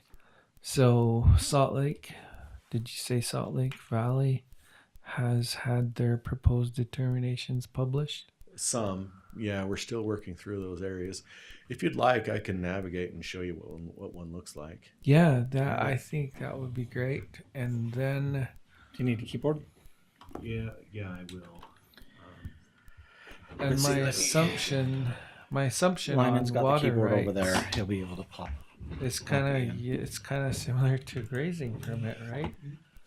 where Navigate to just it our water right. lists like you as the waterrights.utah.gov. person and how much you're allocated. Okay. And with a grazing permit, you usually have like X amount of head Yeah, just hit enter on that. That'll Per- work. per paper or click something on like that. that. I've never seen a water right before. Natives don't believe in paper. You should be able to start typing on there. It's just slow. It's like you get grazing units for grazing, but what do Yeah. you get for water rights? Like Yeah. per gallon every year or what? So anyhow, have you guys seen? Well, it could be our our yeah. website too. Yeah, Go ahead, and did you start typing on there? yeah. Shift it over to my screen on there. Just drag your. Water right will designate a place where the well is or where you're taking it out. And you have the legal description that will legally define where that well or that water right is. Is that right, Mark? And then they'll type that up and actually have an issue of water right from their office that has that legal description on it and who the owner of that water right is based on Do you wanna run the their mouse? application for You're good, right? for there. the water right and whether it gets approved or not. Once it's approved, then you get a written document that shows you that that's the water right that you have. I see. For the Navajo water right, it's a little bit different because the right itself is confirmed for the nation. And then the nation is in charge of the administrative tracking of that right. I see. We won't actually be issuing state-based documents on the Federal Reserve right. So the nation will actually be doing the water right administration. Okay. So the proposed determination for the nation, even though the state will publish it, Navajo Nation will be the one administering it. Yes. Correct. Okay. And then there is a key element of the agreement that the Navajo Nation will report the use to the state of Utah so we can account for it under the Colorado River Compact. I see. We have to report all the uses in Utah to the Upper Colorado River Commission. And so part of the agreement is the nation will measure and monitor and administer the water agreement reports and then report that to the state. Okay. Thank you. So this, what you see on your screen, is an example of a proposed determination. This is the last one that we published up in the Fort Union area, up in Salt Lake Valley. And so it has a bunch of stuff at the beginning here, and it just talks about irrigation duties and stock watering duties. This is the area that we adjudicated. And there will, at the beginning, there's a listing, a priority schedule. So this is a listing of water rights in order of priority date.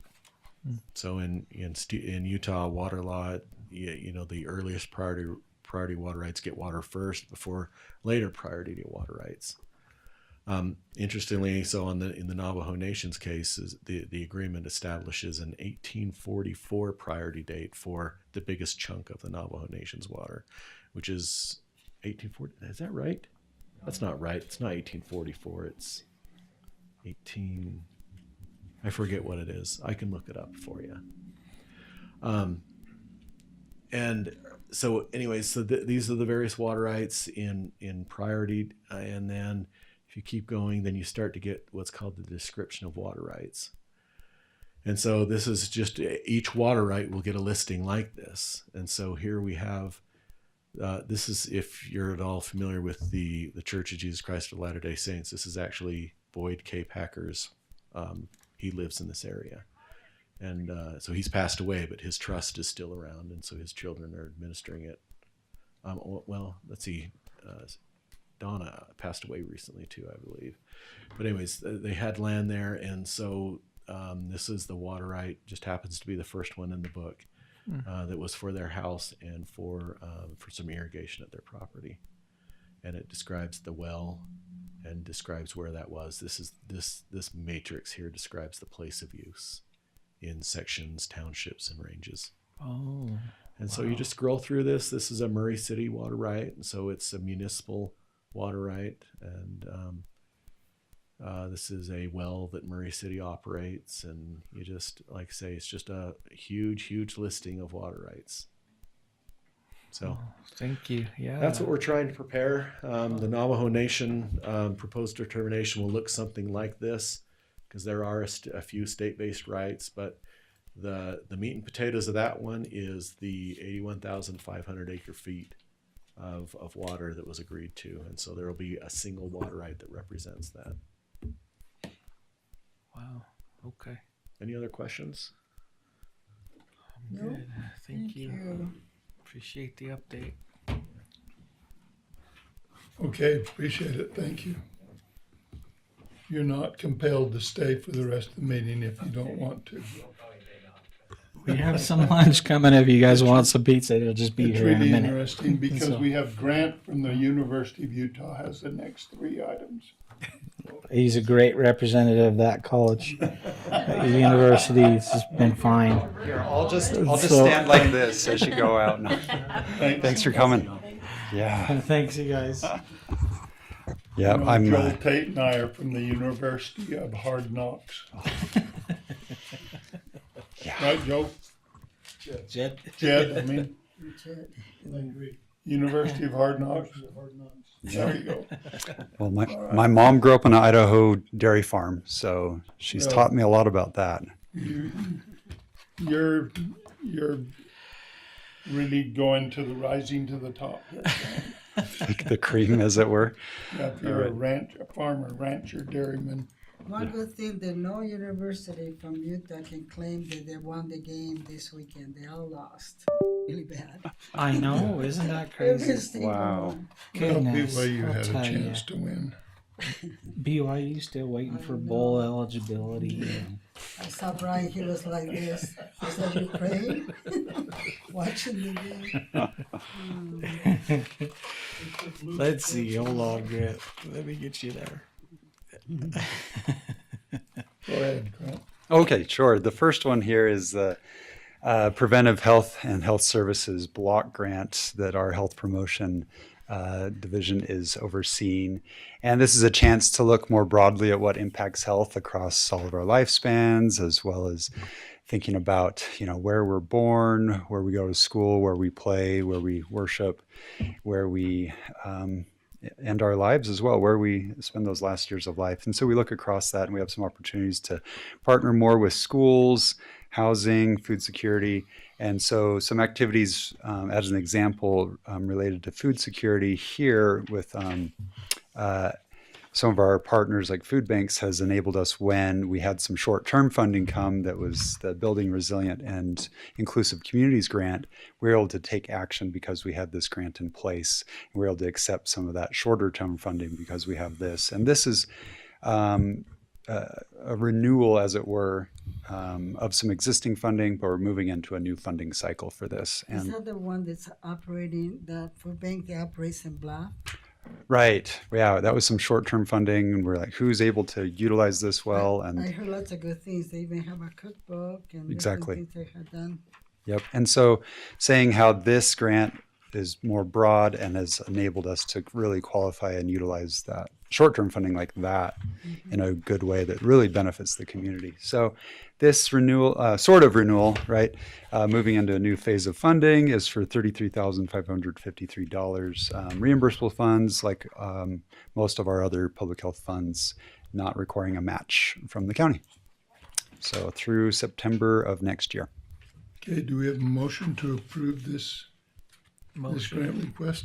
Motion by Jamie, I'll second. second by Sylvia. Further discussion? Seeing none. All in favor say aye. Aye. Aye also. That's 3 in favor, 0 opposed. Thank you, commissioners. Next one is the Disability and Health Program. This is another phase of some existing funding. It's just evolved a little bit, not much really. The goal here is to improve the health of people with mobility limitations and or intellectual disabilities. And so some of this has been focused on our own training of our own staff, understanding what data we have about our county in terms of people with these various limitations or disabilities, different abilities.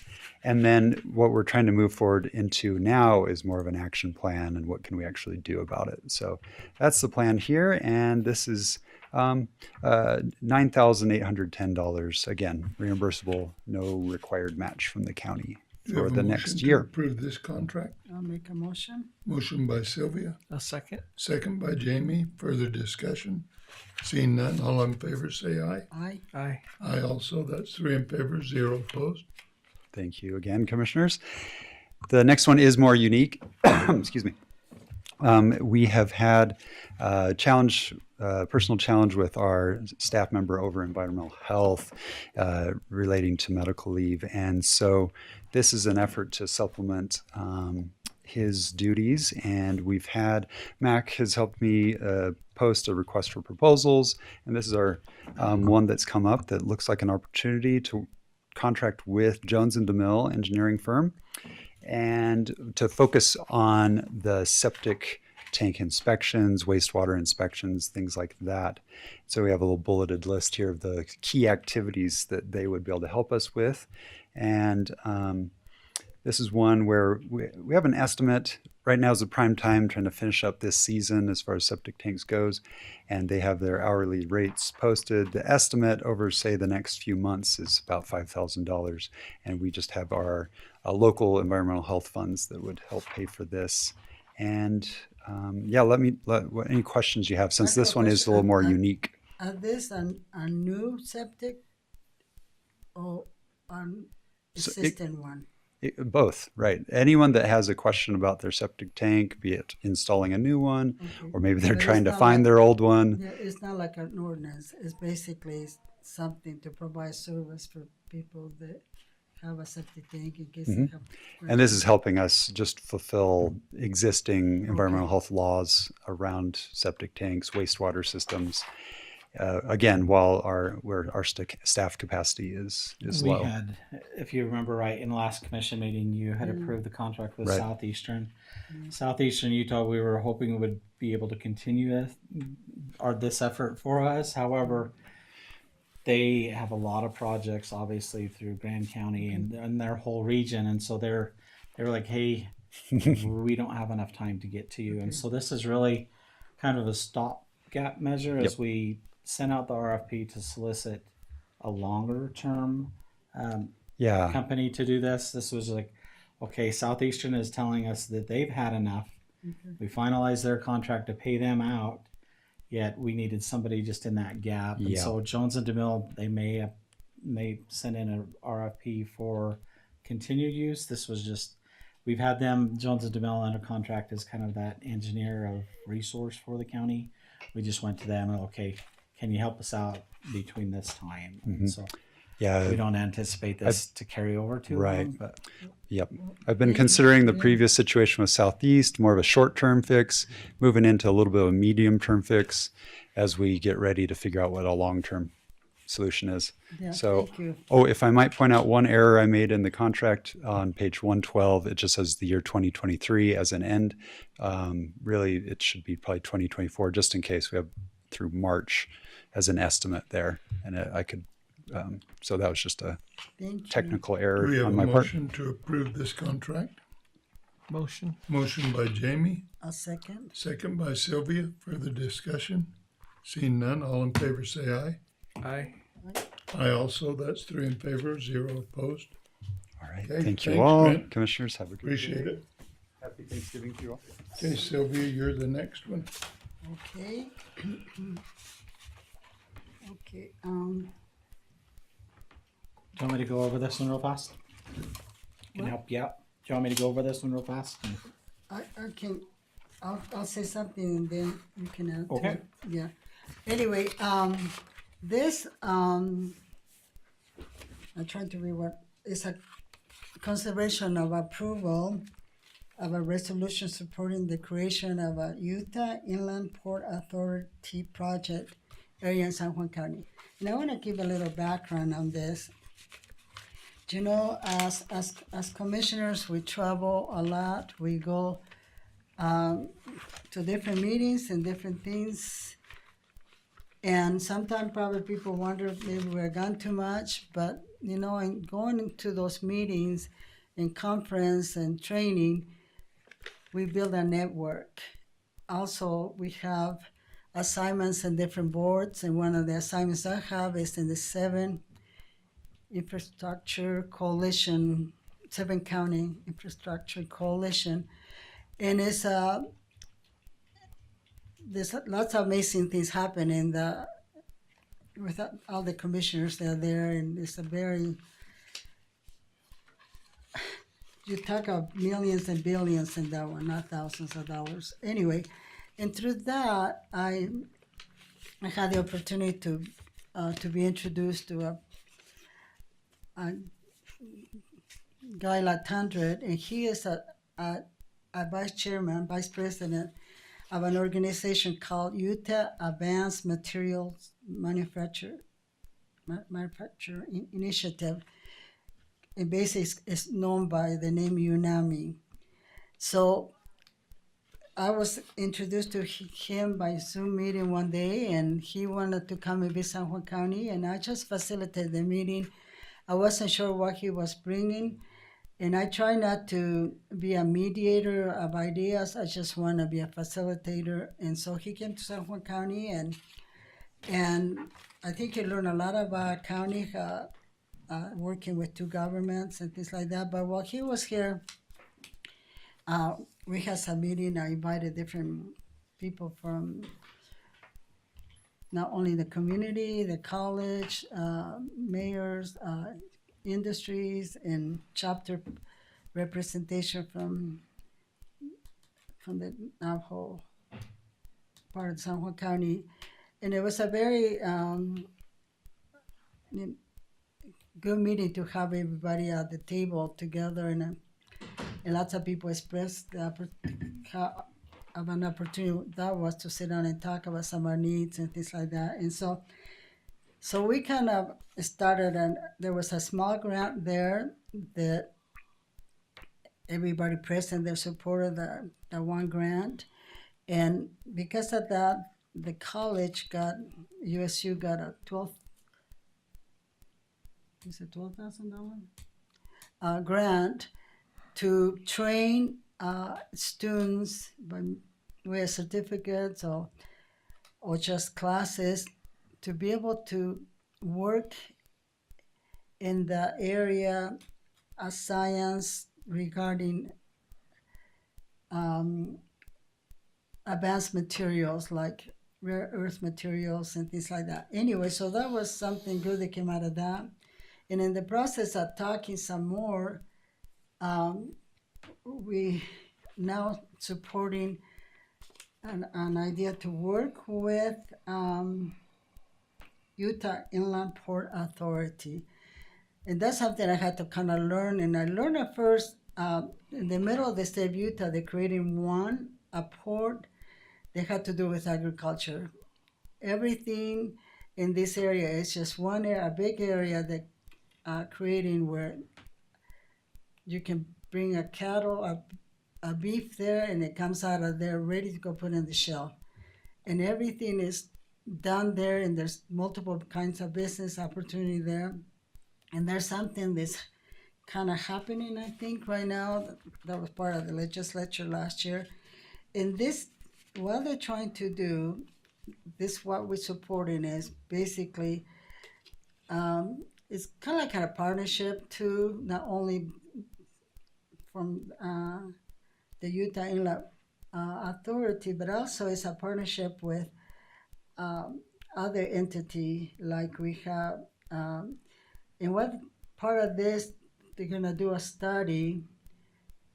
They would study the workforce in San Juan County. That's gonna be done by UNAMI and Utah Department. They're gonna be looking at housing ability, water studies done by the 7 counties, logistic, it's gonna be done by Utah Inland Port Authority. And one of the amazing things that can happen here, this is not for right now. This is a future thing. This is for a future San Juan County, and it's possibility if they get involved and they decide that we are a good candidate for opening one where they can come and work with the minerals and things that we have in San Juan County, and even the possibility of a railroad someday we can transport goods. And I thought, thinking of a railroad, not only be able to transfer these products away from San Juan County so it can be delivered. I read that Utah is one of the biggest producer of wool and lamb and sheep, and I thought, wow, that can be something the reservation can do. They can grow many lambs and sheep and wolves. Anyway, so I'm very excited about this opportunity, and I think is, like I said, this is not just going to happen tomorrow. It takes, as a part of the coalition, Seven County Coalition, they've been working in a railroad coming from the Uinta and connecting to a railroad that goes all over the nation. So, and it's taking about 7 or 8 years. So this is, some of the stuff is for the future, but I'll let Mac add to that. And No, you're fine. You did a great job. You Well, nailed everything I would have touched on. I- Perfect. I kind of emotional because we met with 4 members of the Utah Inland Port Authority, and even though they were in cars going in different direction, they were very excited. And I think that, Commissioner Adam told me how he invited people to come, and he cooked them steaks and sing songs. Well, they won't like my steak because I kill it really good, and I can't sing. So, but I decided to start inviting some of those people to come and start seeing San Juan County, and I think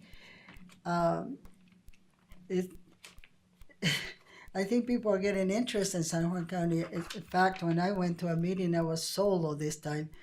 When I walked in, there was people lined up to talk to me about San Juan County, and so I think good thinking happened here, and we need things to happen because we need to generate jobs and opportunities for the future generations and for right now too. And that's everybody in the county, the departments are looking for areas to help us in the county. So I just wanna, anybody have any questions that we can answer about this? Do you want to make a motion on the petition? Okay, I'll make a motion. I'll second. Okay, a motion by Sylvia to approve the resolution. Second by I'll second. Well, he's second. second by Jamie. All right, any further discussion? All in favor say aye. Aye. Aye also, that's 3 in favor, 0 opposed. Okay, next is the landfill scale house.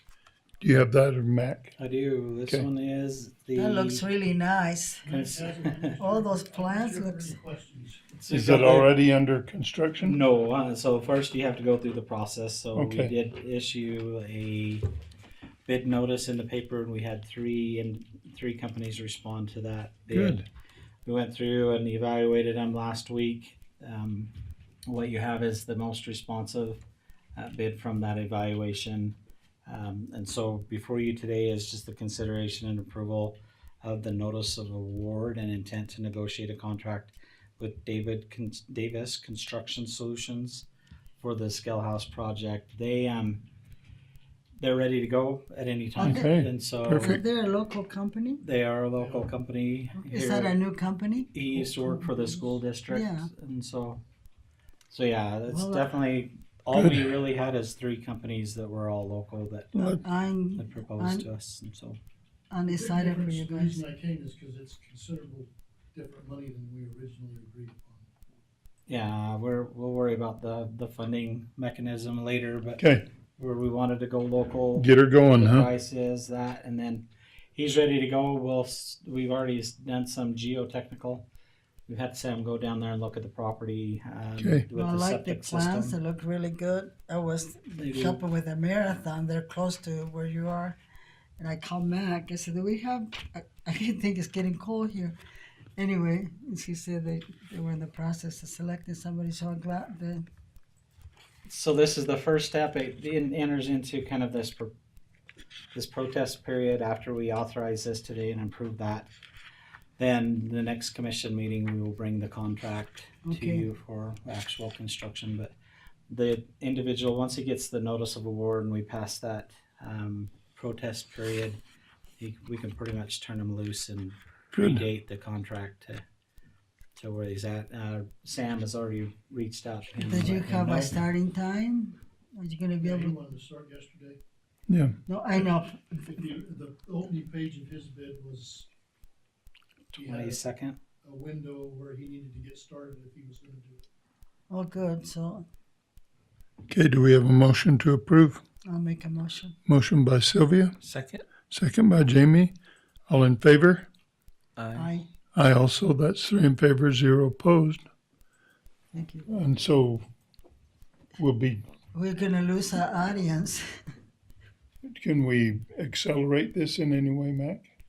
Not unless you have another special commission meeting. We just wait for, you gotta wait for that protest period, which is a 14 business day protest 14 period. business days, so we can't do anything for No. 14 days? No, and I Well, know that puts us about that first meeting in December, in doesn't it? December, yep, and so we just bring the Okay. contract, and if he wants to start a little bit earlier than that, after that 14-day protest period, then we can predate, like I mentioned, that contract so Okay. that it starts when he's ready to start. And Yeah, let's, He's ready to let's go. turn him loose as soon as we Yeah. can. Okay, good. All right. We got her started anyway, So huh? you had to do a cookout when we dedicate the building. Sure. I'm okay with that. I can handle that. Okay. You lost all Is that a bribe? Is that a bribe? Nope, none of it. It's staff and the public. That's not a bribe at all. It's just a welcome I have to to. check. Okay, I think you have the next 3 items, Yeah, Mac. you. So you've got consideration and approval of final subdivision and condominium plat for Vizcaya Condominiums by TNT Real Estate Investments Incorporated. They've already gone through the process before on subdivision and getting the overlay for overnight rentals applied to the property, and this is kind of the final step. Now that they're constructed, they can figure out exactly the layout, exactly where the walls are for their condominiums. Hopefully you've seen this project being developed right there along the highway. Yeah, So they're pretty much completed with the exterior. They're working on the final finishes in the buildings they're ready to sell. We've kind of been the only holdup for them, which is this condominium plat. In our subdivision process, it talks about units that have to go through this subdivision process. We'll fix that a little bit later on so that when we have these condominiums, we can accelerate the process instead of holding up developers waiting for them. is this the one close to the white elephants? This is, exactly. Yeah. Yep. Yeah. Yep. And now The one so that blocks somebody's view of the LaSalle Mountains? it may, Is that the yeah, but it's a good project. They've been already leasing the RV stalls that are Good. adjacent to here, so they've been in active use with so is that the first one close to where Lobs is gonna go? The correct first one. that property right It there. looks really nice. Yep, It's it gonna does look- look really, really good. And so this is Okay. that final step so Okay. that they can do the final sell. There are, just so you're aware, some minor adjustments on the walls. And so the final plat's ready to go. I'll work with the surveyor to make sure everything's trued up. I didn't want to hold it up waiting just for a 0.001 adjustment on the interior wall, but everything else is ready to go. So the 12 units and this people to buy own their property, or is something to rent? Condominiums. Condominiums, Yeah, they're But people sale. so can, they can sell them Oh, out, but good. they can also overnight the condominiums, but okay. Okay, okay. Do we have a motion to approve? I'll motion to approve. Motion by Sylvia, I'll second. second by Jamie. Further discussion? Seeing none, all in favor say aye. Aye. Aye. Aye also. That's 3 in favor, 0 opposed. Next, okay, Mac. thank you for that. This next one here, just going through the process, I'm going to ask you to table this one here. We've got, the process is long. Okay. It involves many. The surveyors come back and said there's some incomplete. There's not a starting point on here, which is critical when you Sure. lay out the descriptions of the property and the parcels. And so Okay. there's some things on here. Some of the corners don't meet, and so we tried to catch it up front as much as we can. Our last check was with the surveyor, and they're the ones that pointed out they want the old septic system to also be noted on here so that future property owners will We'll know. know where that's at. And so we didn't find out until yesterday that Okay. there was some concerns with that. So Do we have a motion this to one. table? Motion. Motion by Jamie, second by Sylvia. All in favor say aye. Aye. Aye also. That's 3 in favor, 0 opposed. We'll table that one now. yep, and then we'll bring this back. And Okay. so either, I don't know how you want to do it. So either on these subdivisions, if they have corrections that we need to make, typically we bring them to you in their final, or you can instruct me. These ones were pretty considerable on there, so that's why I asked you to table it. Okay, We'll just hurry and spin this one back on the next commission meeting okay. for that to finalize. Sounds But good. just so you're aware, kind of a heads up coming down the line, the state legislators blessed us with an opportunity to change the subdivision ordinance, and in that, on a preliminary plat, things like that, we only get 20 days. 20 days, and we have to have all this stuff figured out back to the developer. I mean, some of these, this developer here has been, I think he's running on 4 months now. Oh, And so then when you're waiting 4 months just to sell the property, things like that, that we've got to speed things up. And part of it's my fault coming in the transition okay. and then taking it from there. But All right. this next one here, pretty straightforward. Everything's checked off on it with the Turkey Trot Estates. There Okay. wasn't any concerns with that where she's taking and splitting her lot. She wants to deed these over to her kids, and so she's going Sure. through that process to do so. In here, just so you're aware, we did add that language on here under the plat notes that under the zoning in effect at the time of the plat approval, use of these properties for short-term rentals, overnight accommodations, bed and breakfast, lodging, houses, or any other variation of our overnight accommodations for nightly rentals is prohibited. Okay. That was at the advice of our attorneys that And she was okay with that. we start, yeah. Okay. Do we have a One motion of to those approve this one? options. I'll make a motion to approve. Motion by Sylvia, I'll second. second by Jamie. All in favor say aye. Aye. Aye also. That's 3 in favor, 0 opposed. Jamie, you'll have to eat a whole Okay. pizza. Now, do we need to go in public hearing? We need to make a motion to go into. Okay, do we have a motion to go in public hearing so that we consider our budget? Motion. Motion by Jamie, I'll second. second by Sylvia. All in favor? Aye. Aye. Aye also. That's 3 in favor, 0 opposed. You want to take a few minute break and get some pizza? Yeah. I know Lyman's starving Yeah, to you better death. have some pizza. We gotta keep Lyman healthy. He's counting votes today. Is today the last day of election? This is the vote. Today is the Closes at day. 8 o'clock tonight. We hope Oh, everyone. Yeah. going- Is that just a city election you've Just been city, doing? yes, Bluff and Monticello. So that been, 3 weeks you guys? Me been and doing Jamie this? were trying to make it a 4 weeks presidential early election, voting. weren't we? And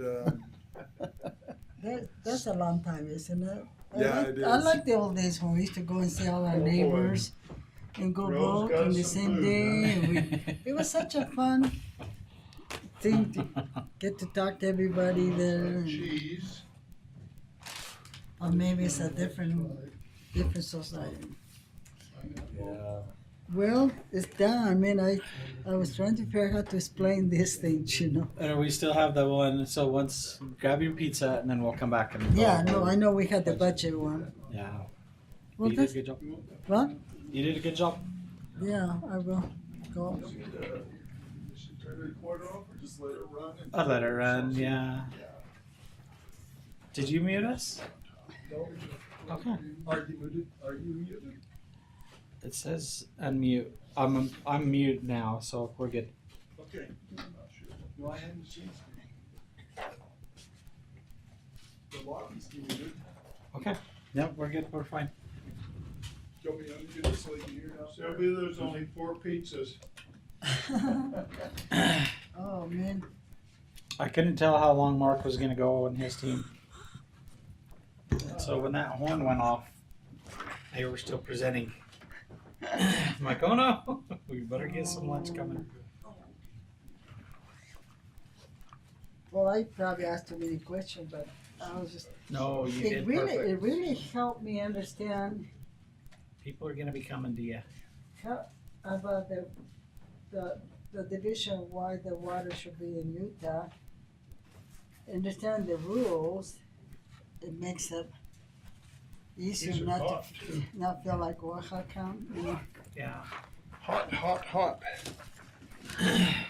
Get it while it's hot.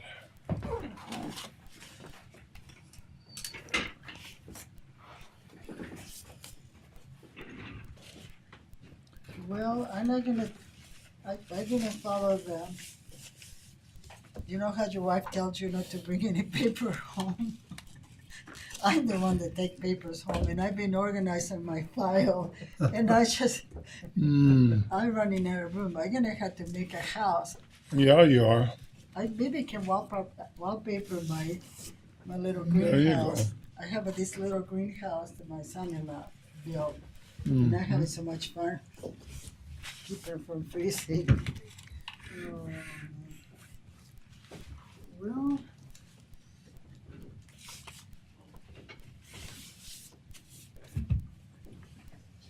that looks good. You get some pizza, Sylvia, and we'll have Matt go. Yep, I'll start.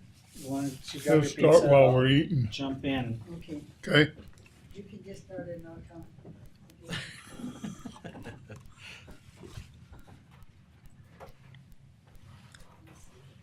Pretty good pizza.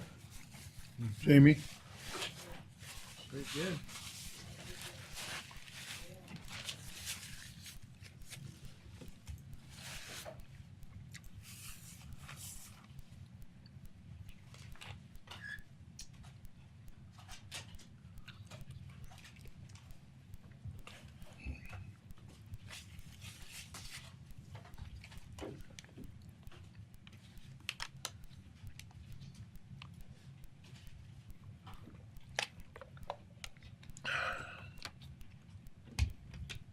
Well, you, Matt, you have to eat 3.5.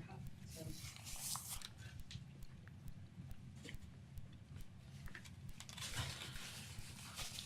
Is there any way you can expand that a little, Mac? This is a good pizza. Where it comes from? Okay. Let's jump in. Let me unmute and see. Here. All right. With the Nada. with the tentative budget, it is with the process and the budget process, as you hear the department's requests, Mm-hmm.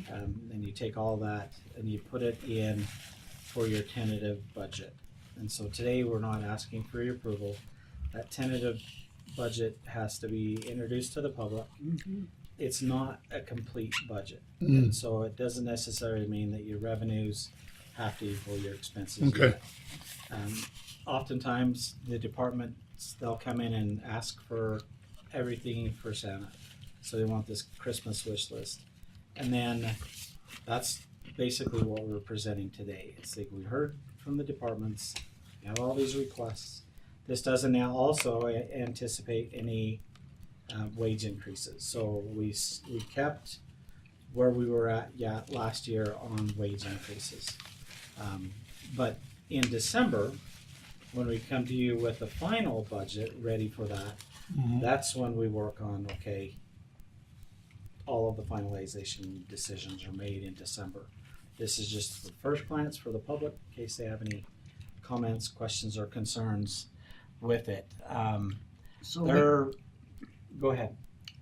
we have a period that we have to wait for them, or For the public? yeah. Yeah, we can open it up to the public after we go through kind of everything on here.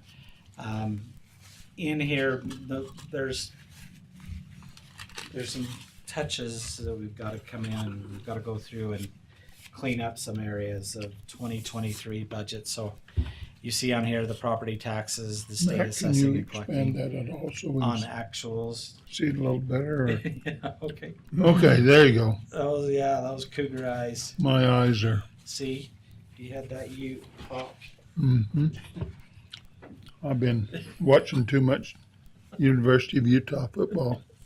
I like that quarterback, that Barnes kid. Hey, Southern Utah Rural. You betcha, we support you. He's pretty good. But we've got to just fix some of those amounts in the 2023 actual. I didn't have time to go through and make the adjustments to finalize everything. So it's going to look a little wonky in our budget, but yet you do have that tentative budget that is being displayed on here. So we're on here. It looks like we're missing a lot of it. There's one thing to note on our ARPA funds. And so we have the ARPA funds, then we have LATCF revenue that came in. ARPA funds expire in the end of 2024. So Yeah, December next year. 31st, 2024 So it have to be is used. the expiration, or they have to be obligated. Allocated. Yeah. And so if they're obligated, so there's still ARPA funds that we have to spend before or obligate for 2024. If you obligate them, you can use them up until 2026. And so I've got to go through and see where we can apply ARPA to hold off spending the LATCF funds. And that's critical, because if I can apply ARPA funds that are expiring now in 2024 and hold off the LATC funds, which don't have an expiration, I can hold out those funds longer so that you have this additional revenue source. And try to just move that further down the budgetary line. And so I haven't done any of those projections and everything yet. I'll work with, now that we've hired Peter, we'll fill in a lot of these blanks with Peter as Peter we go Brown? through. Yeah, it's Peter Brown down in our deputy chief clerk auditor. And so we'll go through him. He's got a lot of experience, obviously, on reporting of ARPA funds. And so I'll work with him to develop a better picture of where we're at and where we can allocate. So ARPA funds had a lot of restrictions, and you could only use those funds for certain categories. A lot of it had to do with COVID prevention, disease prevention. So some of our HVAC projects that have been delayed, those qualify for ARPA funds. And so it's looking at all of our projects, the status of them, where are we at on the status to get those forward. And so I remember Sam was working on a lot of that HVAC project, but we pulled him for the landfill building. And so it's just trying to figure out your timing. We can obligate those funds because we can hire the contractor, get those in there. And so I'd rather utilize our ARPA funds first and then save the longer for later. A lot of first responders issues, we can allocate, not issues, but expenditures. We can allocate ARPA funds towards those. So none of that is really reflective in our tentative budget. It's just here's where we're at, everybody. And then my final will come back with a little bit more of the final thoughts in there. So our revenue, I think we're pretty close on it. We've used departments have forecasted, and we've just kind of looked at what we've had and what we've done in the past. I've got to go through and just kind of take a look. There's a double entry in here that I'm aware of on some of it.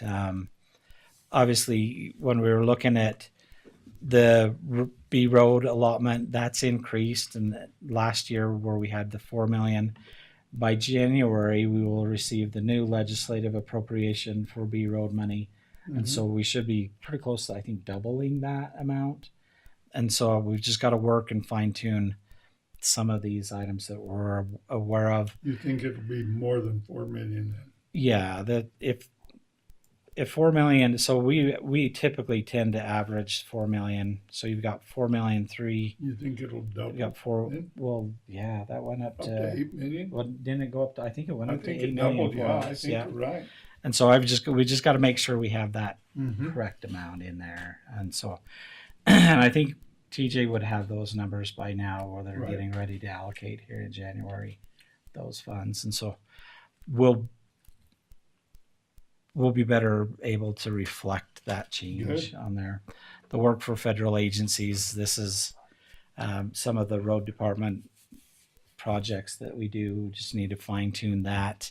There's You a gotta get those roads ready for those electric vehicles, man. yes, yeah, and then they'll be flying here in 10 years from now. You bet. So, but then it'll all, yeah, you won't be able to get it on power down here. So we exported it, we send it all away. Yeah. California will come and take all our power. Yes. I noticed in the work for federal agency, work for cities, we've got some federal contracts in there that need to be pulled and pushed down to work for federal agencies. And so there's just some cleanup. Friday night after UAC, as I got back, starting to go through here, I noticed that there were some things that we just needed to fix, as well as getting public health's information in here to get those revenues. So still kind of incomplete in some of these categories that we would typically have those funds in. When you kind of get down to our revenue, so, and I'll flip screens here and show you our budget systems, because it's a little bit easier to explain. And have These the are double-sided. are they double-sided on there? Yeah. On your printout? Man, Man, it's that's a like lot. The same Hammer of people. money. That's good though. Mm-hmm. Okay, let me pull up this other screen. Warning that's popping up here. If I can get to it. No, don't go away. Okay, this is kind of what we monitor and go off of. When you look at the total top, this is where we need to fix. And part of it is the department's requests that are coming in high, Yeah.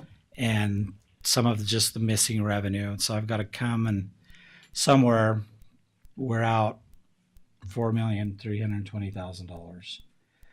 And so that does mean that we're going to have to go through and just kind of trim the requests throughout the departments. If there's specific departments that you want us to hold sacred and not trim, just let me know, kind of on your preference. But typically we go through and we look at the expenditures from the previous year, try to act like we're doing a zero sum budget where we're starting fresh again, and we don't necessarily give them their ask, but we look at their trend to see what they're spending, what they've been spending in the past, and try not to create a bunch of fluff or balance in their budgets. I'd like to make sure we keep the fair Yes. and the rodeo whole. Okay. Yeah. Yep. And those are requests when they come from you. Mhm. It's for me, it's an automatic.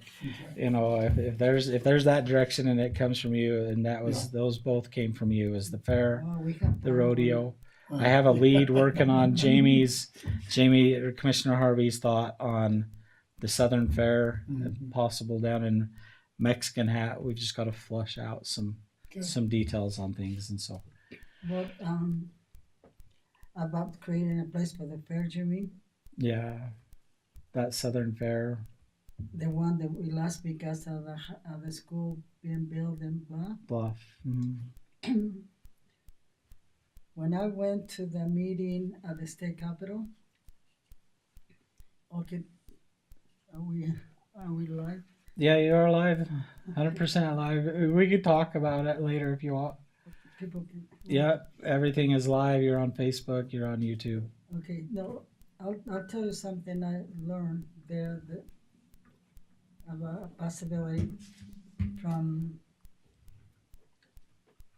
Anyway. Okay. Okay. All right. We will learn together. So yeah, so I do have to go through here and just make sure that we can make ends meet, and part of that is looking at how much of these funds can I supplement ARPA funds to create enough offset so that we don't have to take as much away from other departments in our main operations. There are, like for example, the sheriff's requests for additional ammunition and the Kevlar vests and things like that, that COVID and the CARES Act funds covers first responders and sheriffs or first responders. And so I can use ARPA funds for items like that. And so it's just using those funds where I can apply it the most, save other funds Anything in for other the areas. ambulance, I mean, for first responders. Yes, so your first responders you can pay for. I don't think we could pay salaries out of that, but it's just taking a look at the rules. So the fun part, not really fun, but as the Biden administration released these funds out, they were heavily restricted. You can only use these funds for this. As time has continued, the Treasury has released and relaxed some rules and added other ones that you can utilize the funds for. And so a lot of counties come back and says, I've got nothing. I can't use these funds, but we're hurting. And so they've released additional amendments to the rules. And so if you're not staying abreast of those rules, they just changed one on November 6th. So just last week, 2 weeks ago, where now you can apply these funds for this and extend it further. And here's the true definition of what it means to obligate the funds. And so we just got to go through and make sure that we're reading it correctly and how we apply the finalization of these funds to those accounts. And then part of what I've got to go through is in 2023, we planned X, Y, and Z expenditures of the ARPA funds. Well, those 2022 X, Y, and Z's didn't get applied until 2023. And so I've got to go back and look at my reporting in my matrix to make sure that I've accounted for it, not in 2022. These funds scare me to death. So any federal funds, and you've got to pay attention and you've got to appropriately report it. You can make adjustments, but you got to report it and you got to track where your expenditures are. And we've always done that in the system where we put notes in here. So I've got to go back through and push those notes that didn't get applied in 2022 to 2023. So my number is off for 2024 availability of cash, because if we didn't, say for example, the HVAC system here, we planned it in 2022, bid it out to a company, and the company never came back to do it. And so in 2023, we bid it to a different contractor who couldn't get the parts until 2024. And so I've got a 2022 potential expenditure that we rolled forward to 2023 that now I got to roll over to 2024. It's still obligated technically, but I've got to make the adjustments in here so that it reflects it adequately, so that I'm trying to push as much money of that as I can to all these places. And so it's going to take me a minute to do that. Part of that is time, free time that I can do it. So now that we've got Jed taken care of on the landfill, Yeah. I mean, now I frees up a little bit more time.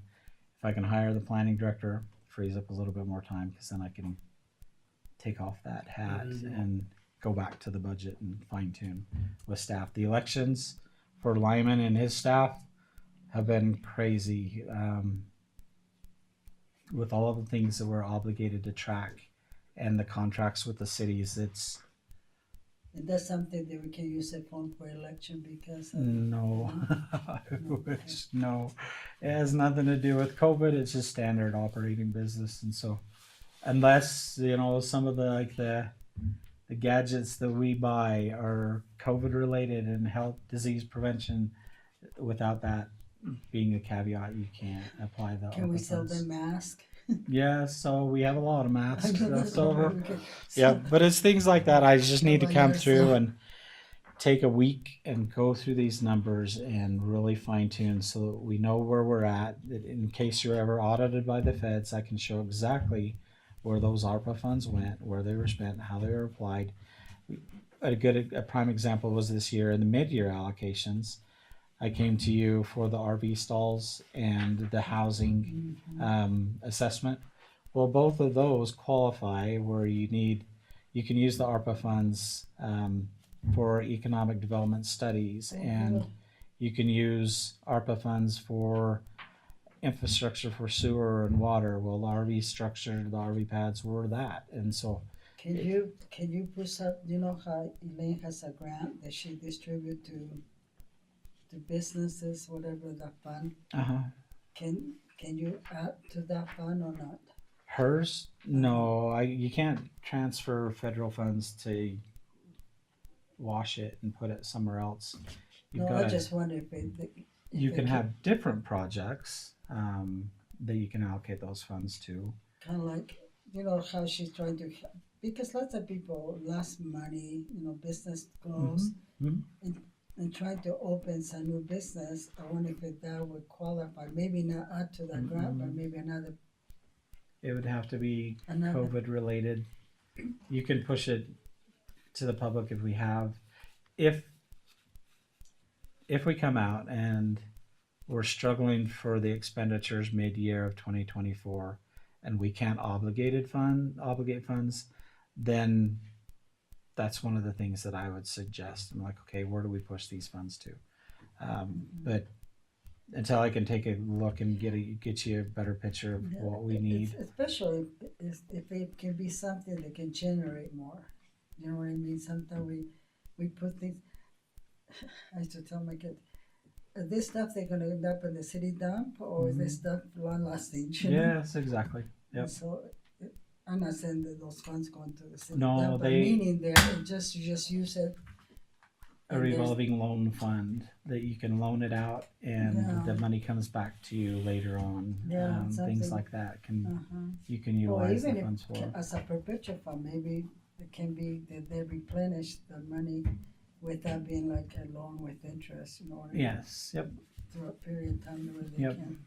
Yeah, and we can look at that. I believe you can. There's some just rules with Which it. would be really so. good because sometimes people, when they get loan and they're trying to get going with a business and they die quickly because you start bleeding and trying to live up or trying to get equipment. But if they can start, well, you can make a little bit more money because Yep. it grows faster. And CIB, that's what we do there. I mean, it's the same thing. They loan out the money, even though it's a small interest rate, yeah, it still adds it back. yeah, plus a Come little. back. And so yeah, we can look at that definitely. I think there's still infrastructure needs that we have here in the county. You know, as I spoke to Monticello City, the hideout, the sewer pump down in the downstairs is going out. Well, that's about $3,000 to repair. Well, we could use these ARPA funds for something like that. Okay, good. And you know, speaking to LaSalle last night, LaSalle on their building, they're pretty much okay with all the building other than the roof. The roof's starting to leak. So can I use ARPA funds for the LaSalle Special Service District? their building. And so it's things like that. We're going to have to get a little bit creative with it, but I think there's opportunities that we can take care of the infrastructure for the counties. Hopefully try to apply whatever is residual to some of these special service district projects that are struggling. LaSalle, I mean, everything that we give them goes to paying their utilities and insurance. They don't get extra funds, and so unless they increase it to their citizens. And so it's things like that. Can I apply it here? And if it works, then I'll bring that back to you to give you some ideas of where we can utilize these funds so that you guys can make the decisions. Okay, yeah, that makes But sense. you know, all that stuff is part of community development too, because if you improve what you have, it's a better presentation of the town, the city, and Yes, yep. Yeah. you know, And it just helps. It helps the morale and all offset. kinds of Well, it stuff. just offsets some of their obligations, you know. And the cities, I mean, the hideout, we own 60% of the Do we building. pay when we use the building as a company? No, it's 60% ours, 40% the city. There is an obligation that we kind of share the maintenance on it. We do have the senior center in there. And so some of it, if it's senior related, we can tap into our senior funds for some of that. But as these buildings age, I mean, the roof peeled up a year ago. We're trying to get the roof fixed on there. It's a membrane roof, and we can't find a roofer here that'll come in and fix. And so there are things like that are still on our checklist that we allocated funds for these projects, but yet we haven't been able to get. So how much you somebody. got left? 2 million? What you I don't have that number because I've got to roll 2022 to 2023 and see Okay. what we haven't done. And so Well, it looks like it can be spent. yes, yep. And so I'll go through and fine tune the departments. We just put in their total request, but somewhere in here I've got to make up for that $4 million. Adding the road department funds coming in revenue really goes to the road department capital. It's a transfer across. We can't use road department funds that if it's an additional 4 million, I can't use those in general fund.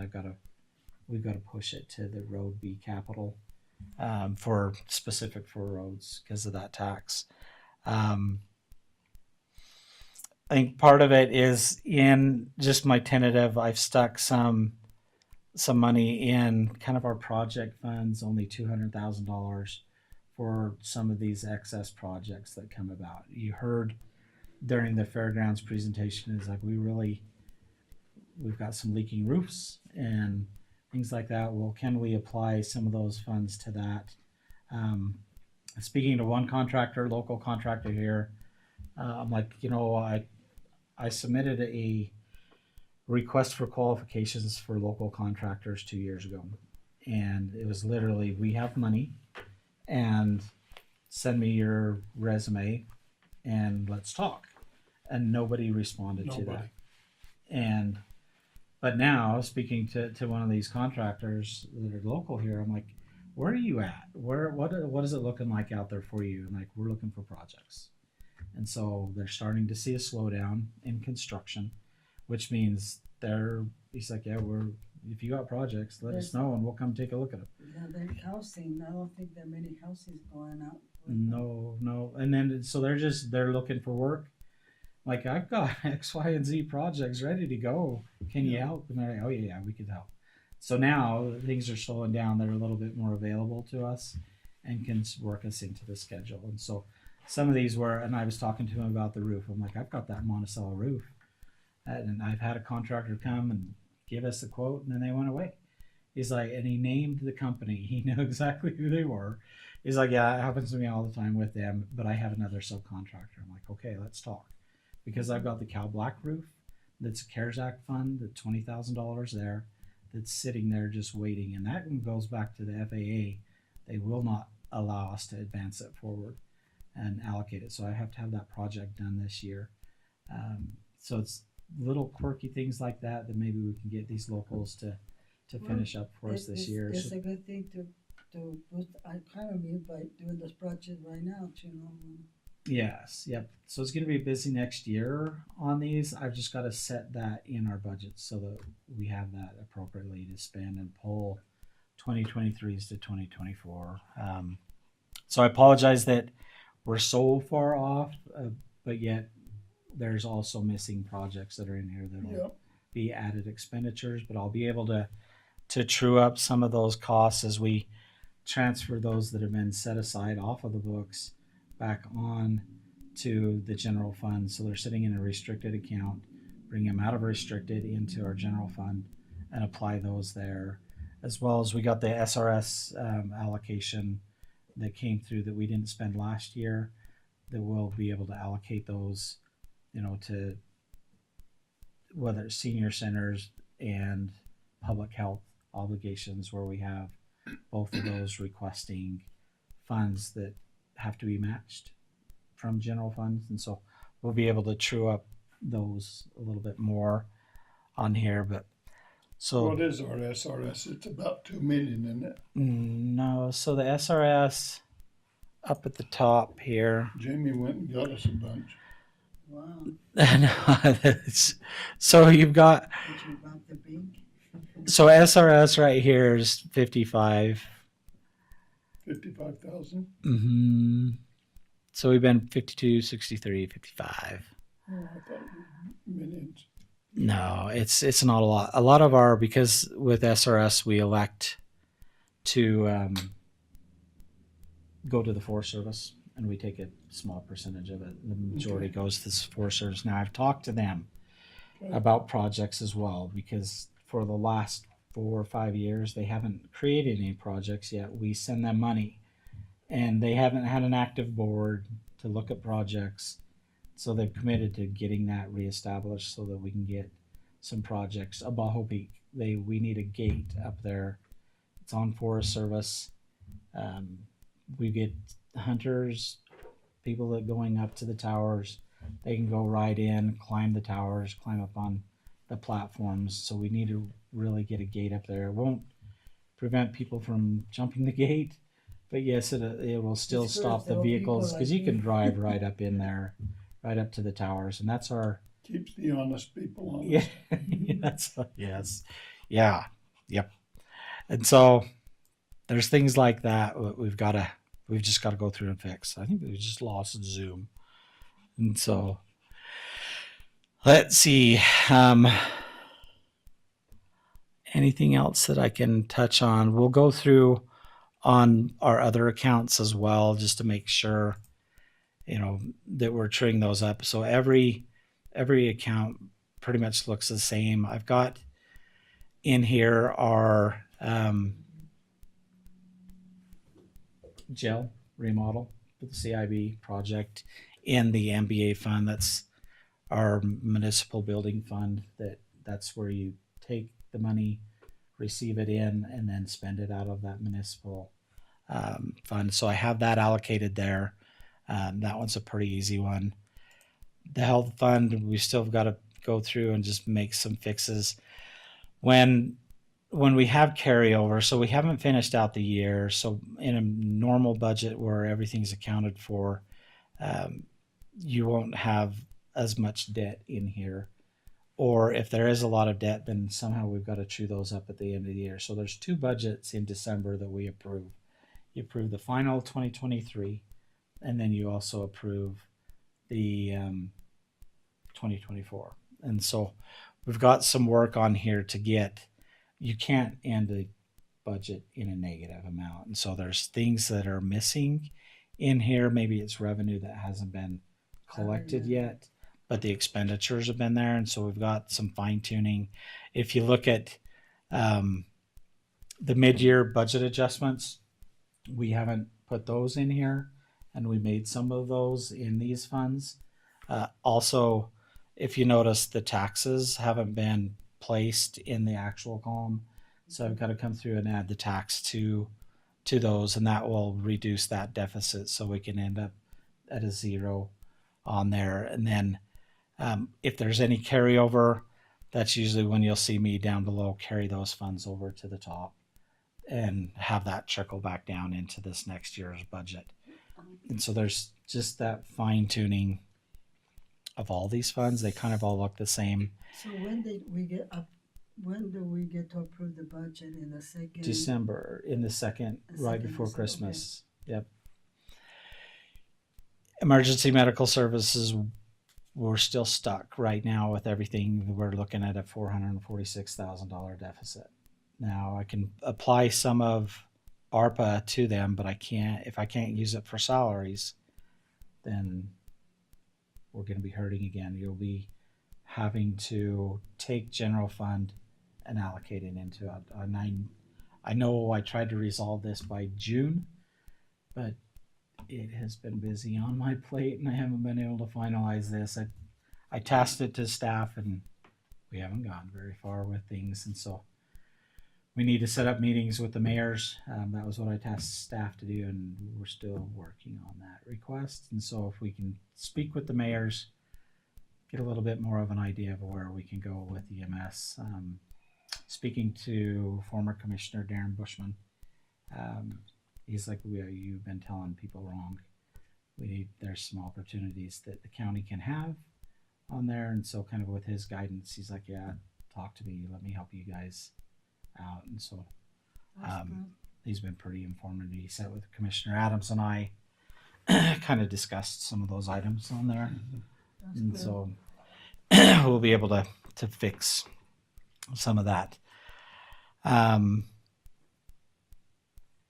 Yeah, so I'll leave that one there to see what we can do on there. That one's a work in progress.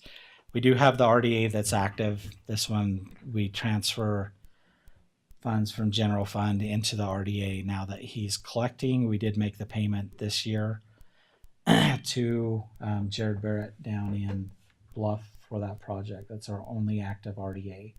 And as we look at these inland ports, bringing the inland port on, well, that's one of those opportunities that we'll have in the future to create the inland port project area with projects that they propose. And then if we can give some of that tax relief to those developers, then that's another future opportunity. And that's what this fund represents. Capital project funds is pretty much just carrying it over from last year's to this year's. When Jed mentioned that he doesn't think he has enough money in there, he's right, because of the cost of construction. Now that we're truer on a bid, we can finalize some of those costs for him. And then kind of get to how much power is going to cost. That's still a question out there. I think I have Jed's down here somewhere a little bit lower. Right down in here. So we had 453, I believe it was. And so you're at 2.5 right now, essentially, for that, just the building project itself. We still have to get power to it, which was about 300,000 was the last estimate that we received to get power to there. To me, I see the power project is really a utilization of the ARPA funds. Without power, we can't have hot water to wash our hands and the water into the facility and the heating and cooling. I mean, the solar does the heating and cooling, but I think that power is really essential to having a clean working environment in a high hazardous area. And so I think that's justifiable for ARPA funds. So it's pulling more of those funds into that instead of using their capital fund.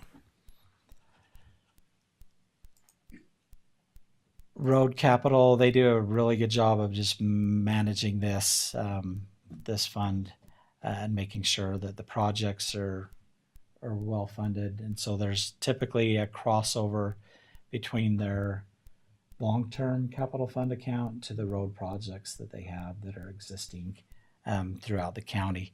This also, one of these accounts for what is coming in. I'm looking for it here, B Road Fund, what is coming in from our contracts, whether it's a federal BIA contract, what is coming in from the Navajo Nation as well.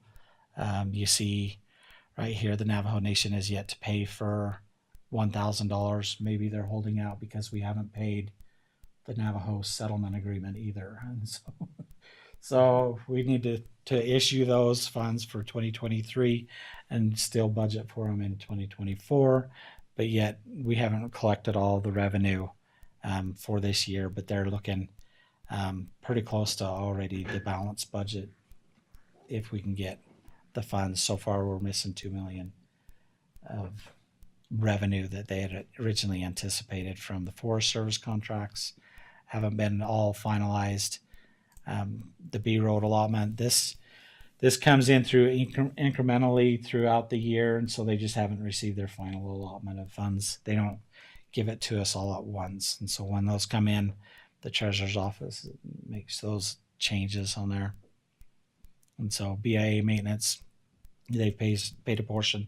This is strictly off of the BIA contracts for the Navajo Nation roads that we have down there. Transportation District, as TJ asks for annual allocation of specific projects from that special service district, this is where we come in and put that revenue that he's received on those requests.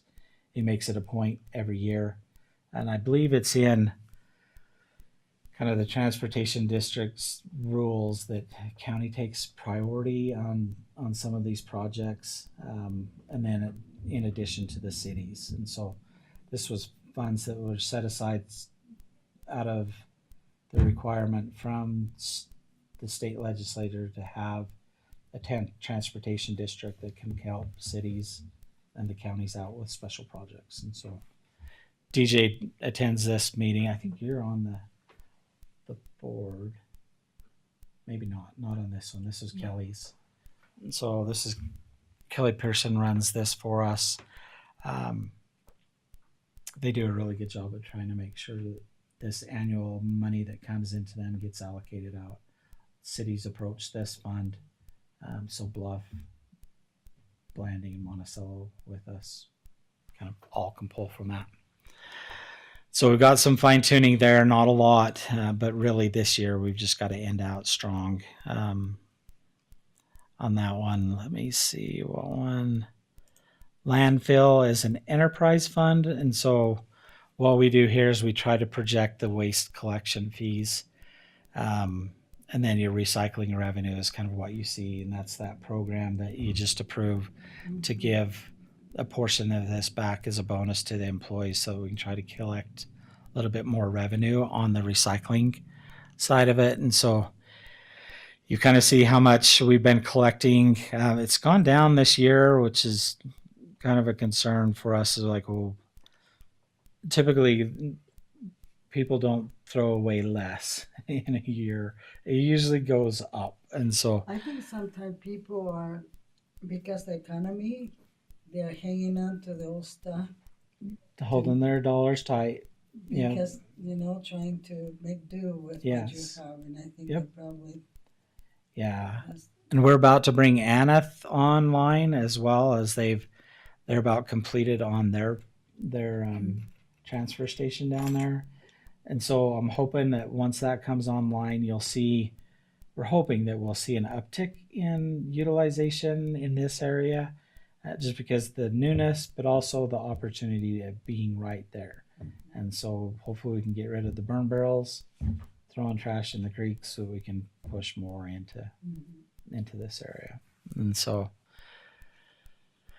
but where his is an enterprise fund, we do have to always balance out. But typically what we see is this revenue that's coming in, and then we take that revenue from there and push it right into his capital account, so that we can continue with ongoing loans or the equipment rental that we have down there, as well as future capital needs for equipment down there. And so we will push any residual revenue in there down to the bottom line.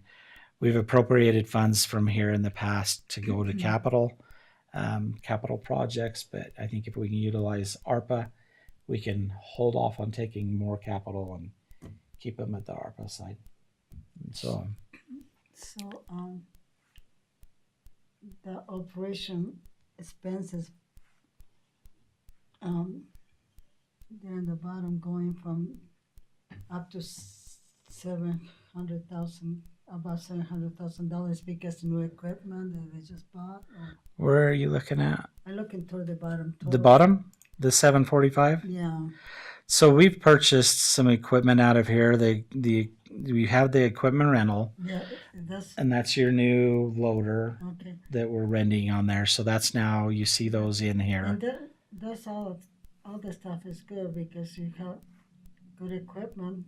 Yep. You can. Yeah, and then the projects as well.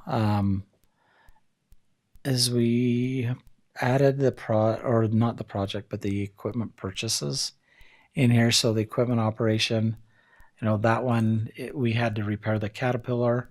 Mm-hmm. That was pretty expensive this last year as we went through and pretty much made that new.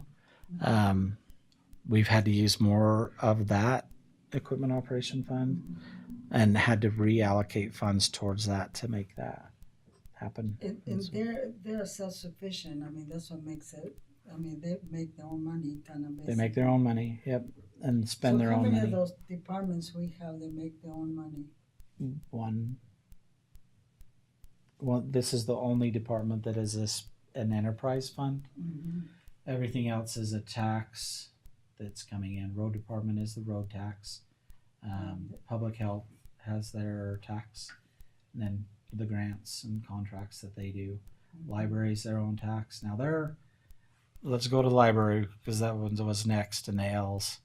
You go to library. This one, I just want to put it on your radar that we have been using the LATCF funds to help make them whole. So as we increased their salaries last year, we had to transfer in from general funds. So you see this LATCF transfer from general funds, $173,000. Okay. And that was with the increases that we made last year. They don't have enough revenue from their tax to make them whole and make them operation without receiving funds. And so that's something will happen every year. Come from a transfer. no, we were able to make ends meet. And so in 2022, it's better to look at 2022. So in 2022, they had $89,000 left over. Last year, we had to bring in 173. Okay. And so in addition, so And that's They're- because they increase the salary and things like that. yeah, and they're a tax. So they can only take their tax. We can't spend their tax elsewhere. They've got to spend their own. Yeah, now we're taking general fund to their tax to make them whole. Mm-hmm. And so at some point in time, you're really going to have to look at increasing their tax. Public health is in the same scenario. Public health with I can't think of their word, with substance abuse and mental health, San Juan counseling, they don't have enough tax to make ends meet. So now we're using general funds to help them out. And we have the ambulance that we're using general fund to help them out. So we're taking essentially 3 taxes and applying a 4th tax across to make them whole. So is that tax a city tax, a county tax, or County tax. county tax? Hmm. We don't get any city tax. Yeah, it's all county. That goes to the city. I know we give the city taxes. I just wondered, we call them Miami City anyway. So so it's up to us to raise that one tax. It is. Hmm. Or there's other opportunities in there. The ambulance, I had them look at they qualify for a 1% sales tax. Uh-huh. It's not a property tax, it's a sales tax. We can push for that, and the commissioner, you can approve that 1% sales tax, and that goes strictly to the ambulance.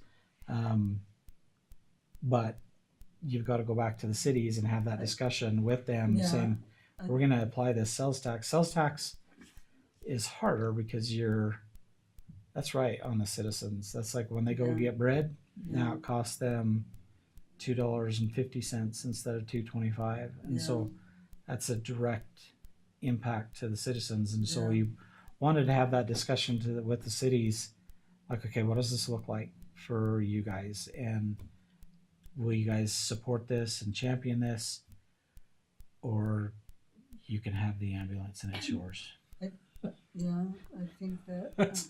That's another Well, option. with the ambulance service helping blocks, you know, that we need to come to the table and figure out how can Yes, that Yeah. be. because your general fund is getting depleted because you're taking it here, here, and here, and so yet Yeah. there's going to be some decisions that we're going to have to make. The LATCF fund, that budget will help with some of this, and it can kick the can down the road further, or we've got to start chipping away at this. Got to start fixing. Yeah, because if not, you're going to be looking, if we eat up the LATCF funds fast. So if I had to make up $4 million today from it, we only got 8. And so if that's the chunk, in 2 years, we have pretty much gone through those funds. Now you're into elections and you're telling the citizens, hey, reelect me. But by the way, you've got to pay more taxes. And that's why you hear some counties do a tax increase every year. And it's to capture the new growth. And so they automatically just bump up every year, truth and taxation every year, instead of waiting so long to where it hurts. Because when you're in dire needs to balance your budget, you've got to go through there's only so much that you can go. And that's where, if your taxes increase, $300 a home, that's a huge jump. The thing is that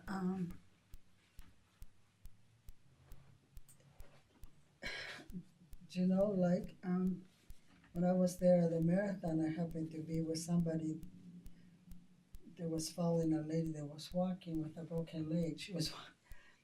And so I asked him how often they go to Bluff for service, and she said, well, the 11th time that we got called, 10 went to Bluff. And then they told me something just happened. Blondie has 3 ambulances, 2 were dispatched within our area. 1 went to help Bluff.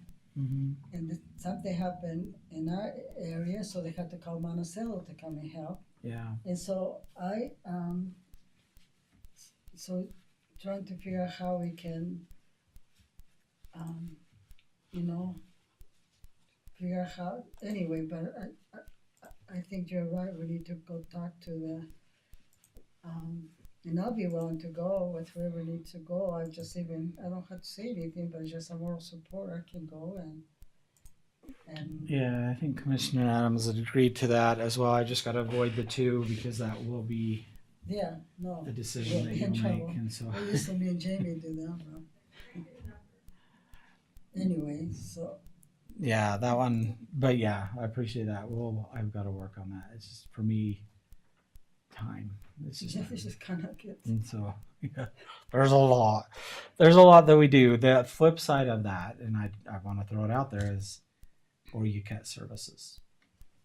There's always that option. And that's one Either thing cut that's hard services. to do when you're trained to go and save lives, or trained to, and not many people can do what they do.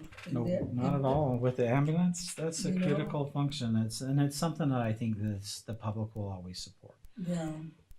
Do you want ambulance service? Nobody's going to say no. I think going to the cities is because they probably have some choices that they can do. They do. And so, and then from there, start evaluating other things. But I think that's probably the first thing is to. Yeah, there definitely is we can that. Split and divide. We don't have to go together.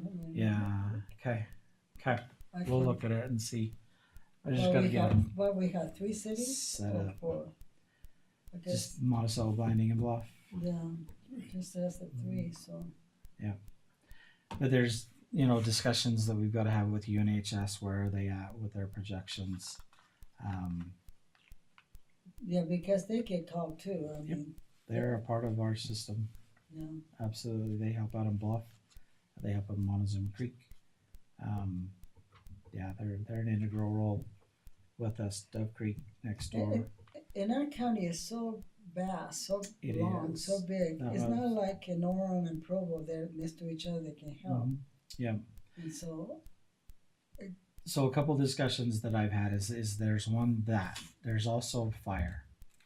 Now, San Juan County has controlled the fire departments. We've been an integral role for the cities as well on fire. So Bluff, that's us.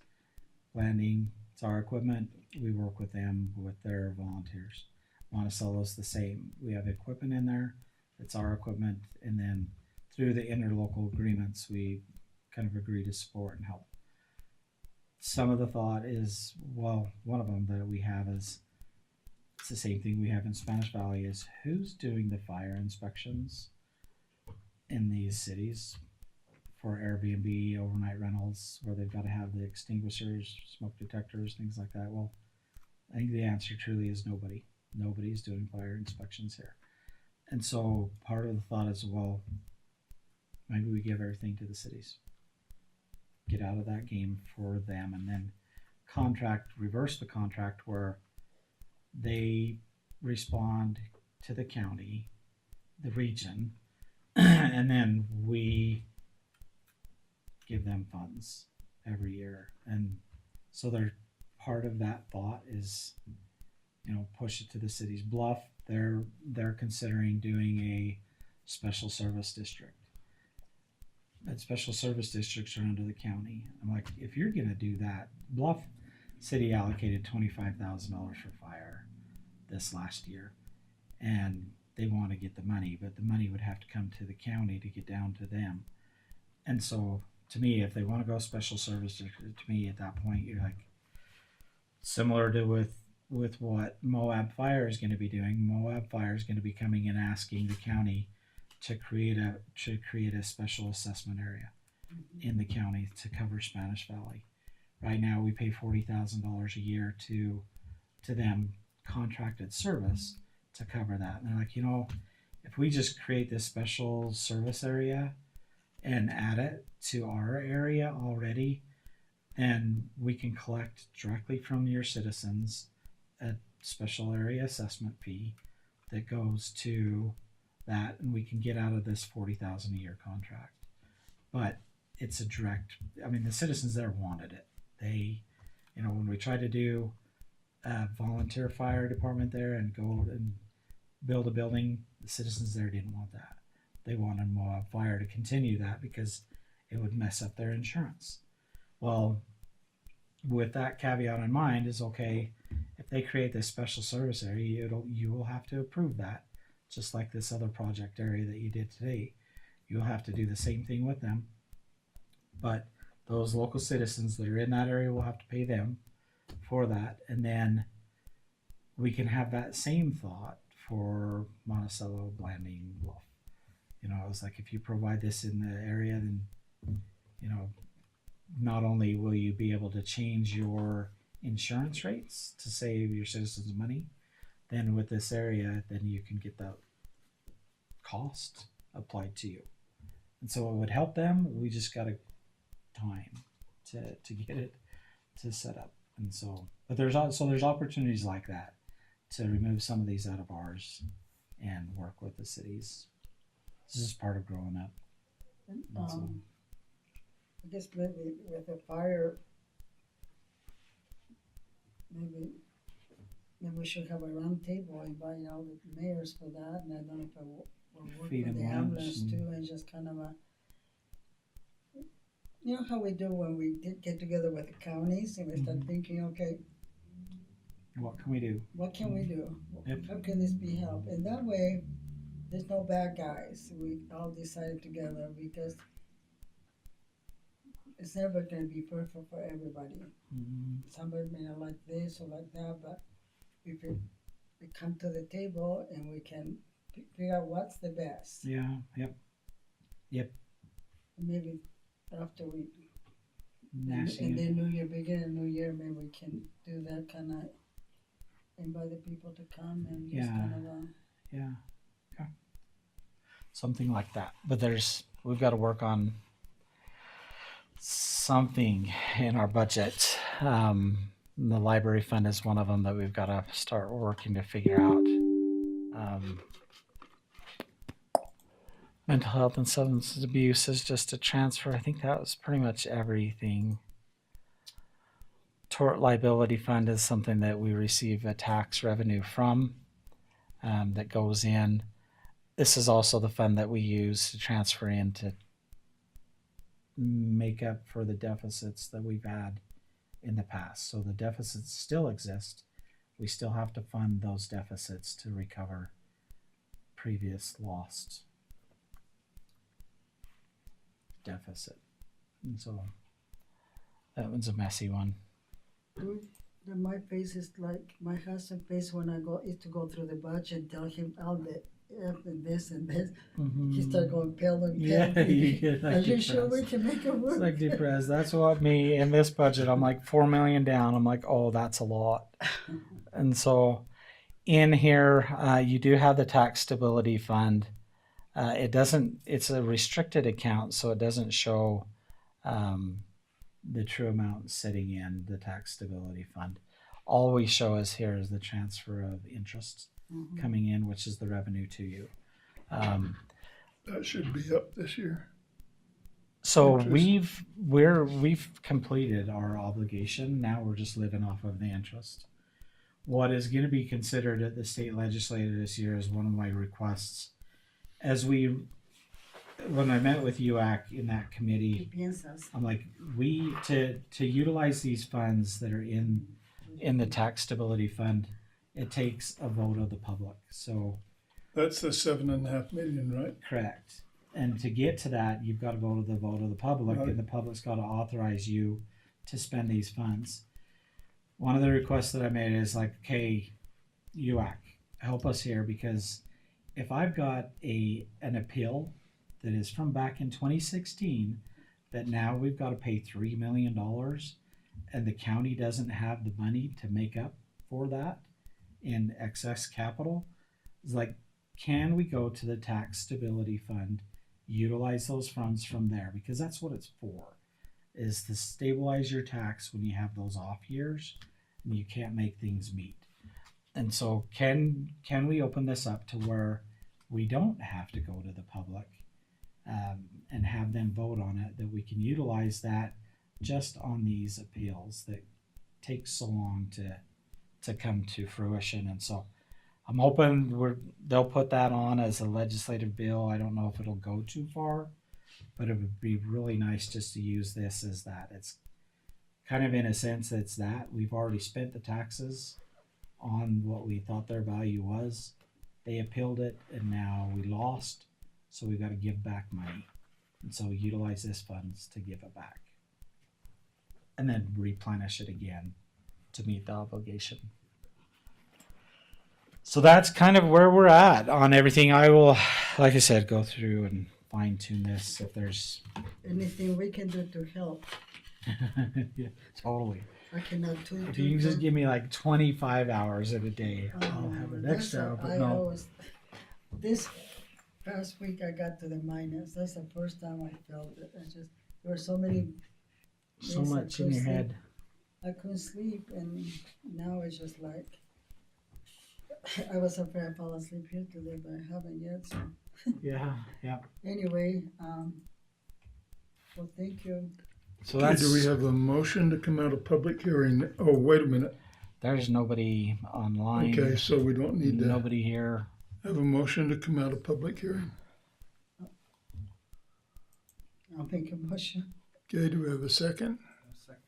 Motion by Sylvia, second by Jamie. All in favor, say aye. I Aye also, that's 3 in favor, 0 opposed. We are now out of our public hearing. Did you ever see our signals when we are here? We're going. I go this way, and he go that way. I don't know if it. Okay, Okay, see. the last item on our agenda today is commission reports. I don't know how much you want to report today. We're kind of over time, so Yep, a lot of overtime. Unless somebody has something really pressing that they want to report on. Either one of you. We'll just. Okay, we need a motion to adjourn. Motion? Motion by Jamie. Second by Sylvia. All in favor say aye. Aye also. That's 3 in favor, 0 opposed. We're now adjourned. Okay. So you're gonna have to close your ears for this next month. I thought it Cause you was hear any our screaming. I thought it was our journey. What about Mac? Are we offline now? Hold on, let me shut everything down. Shut down because I want to ask a couple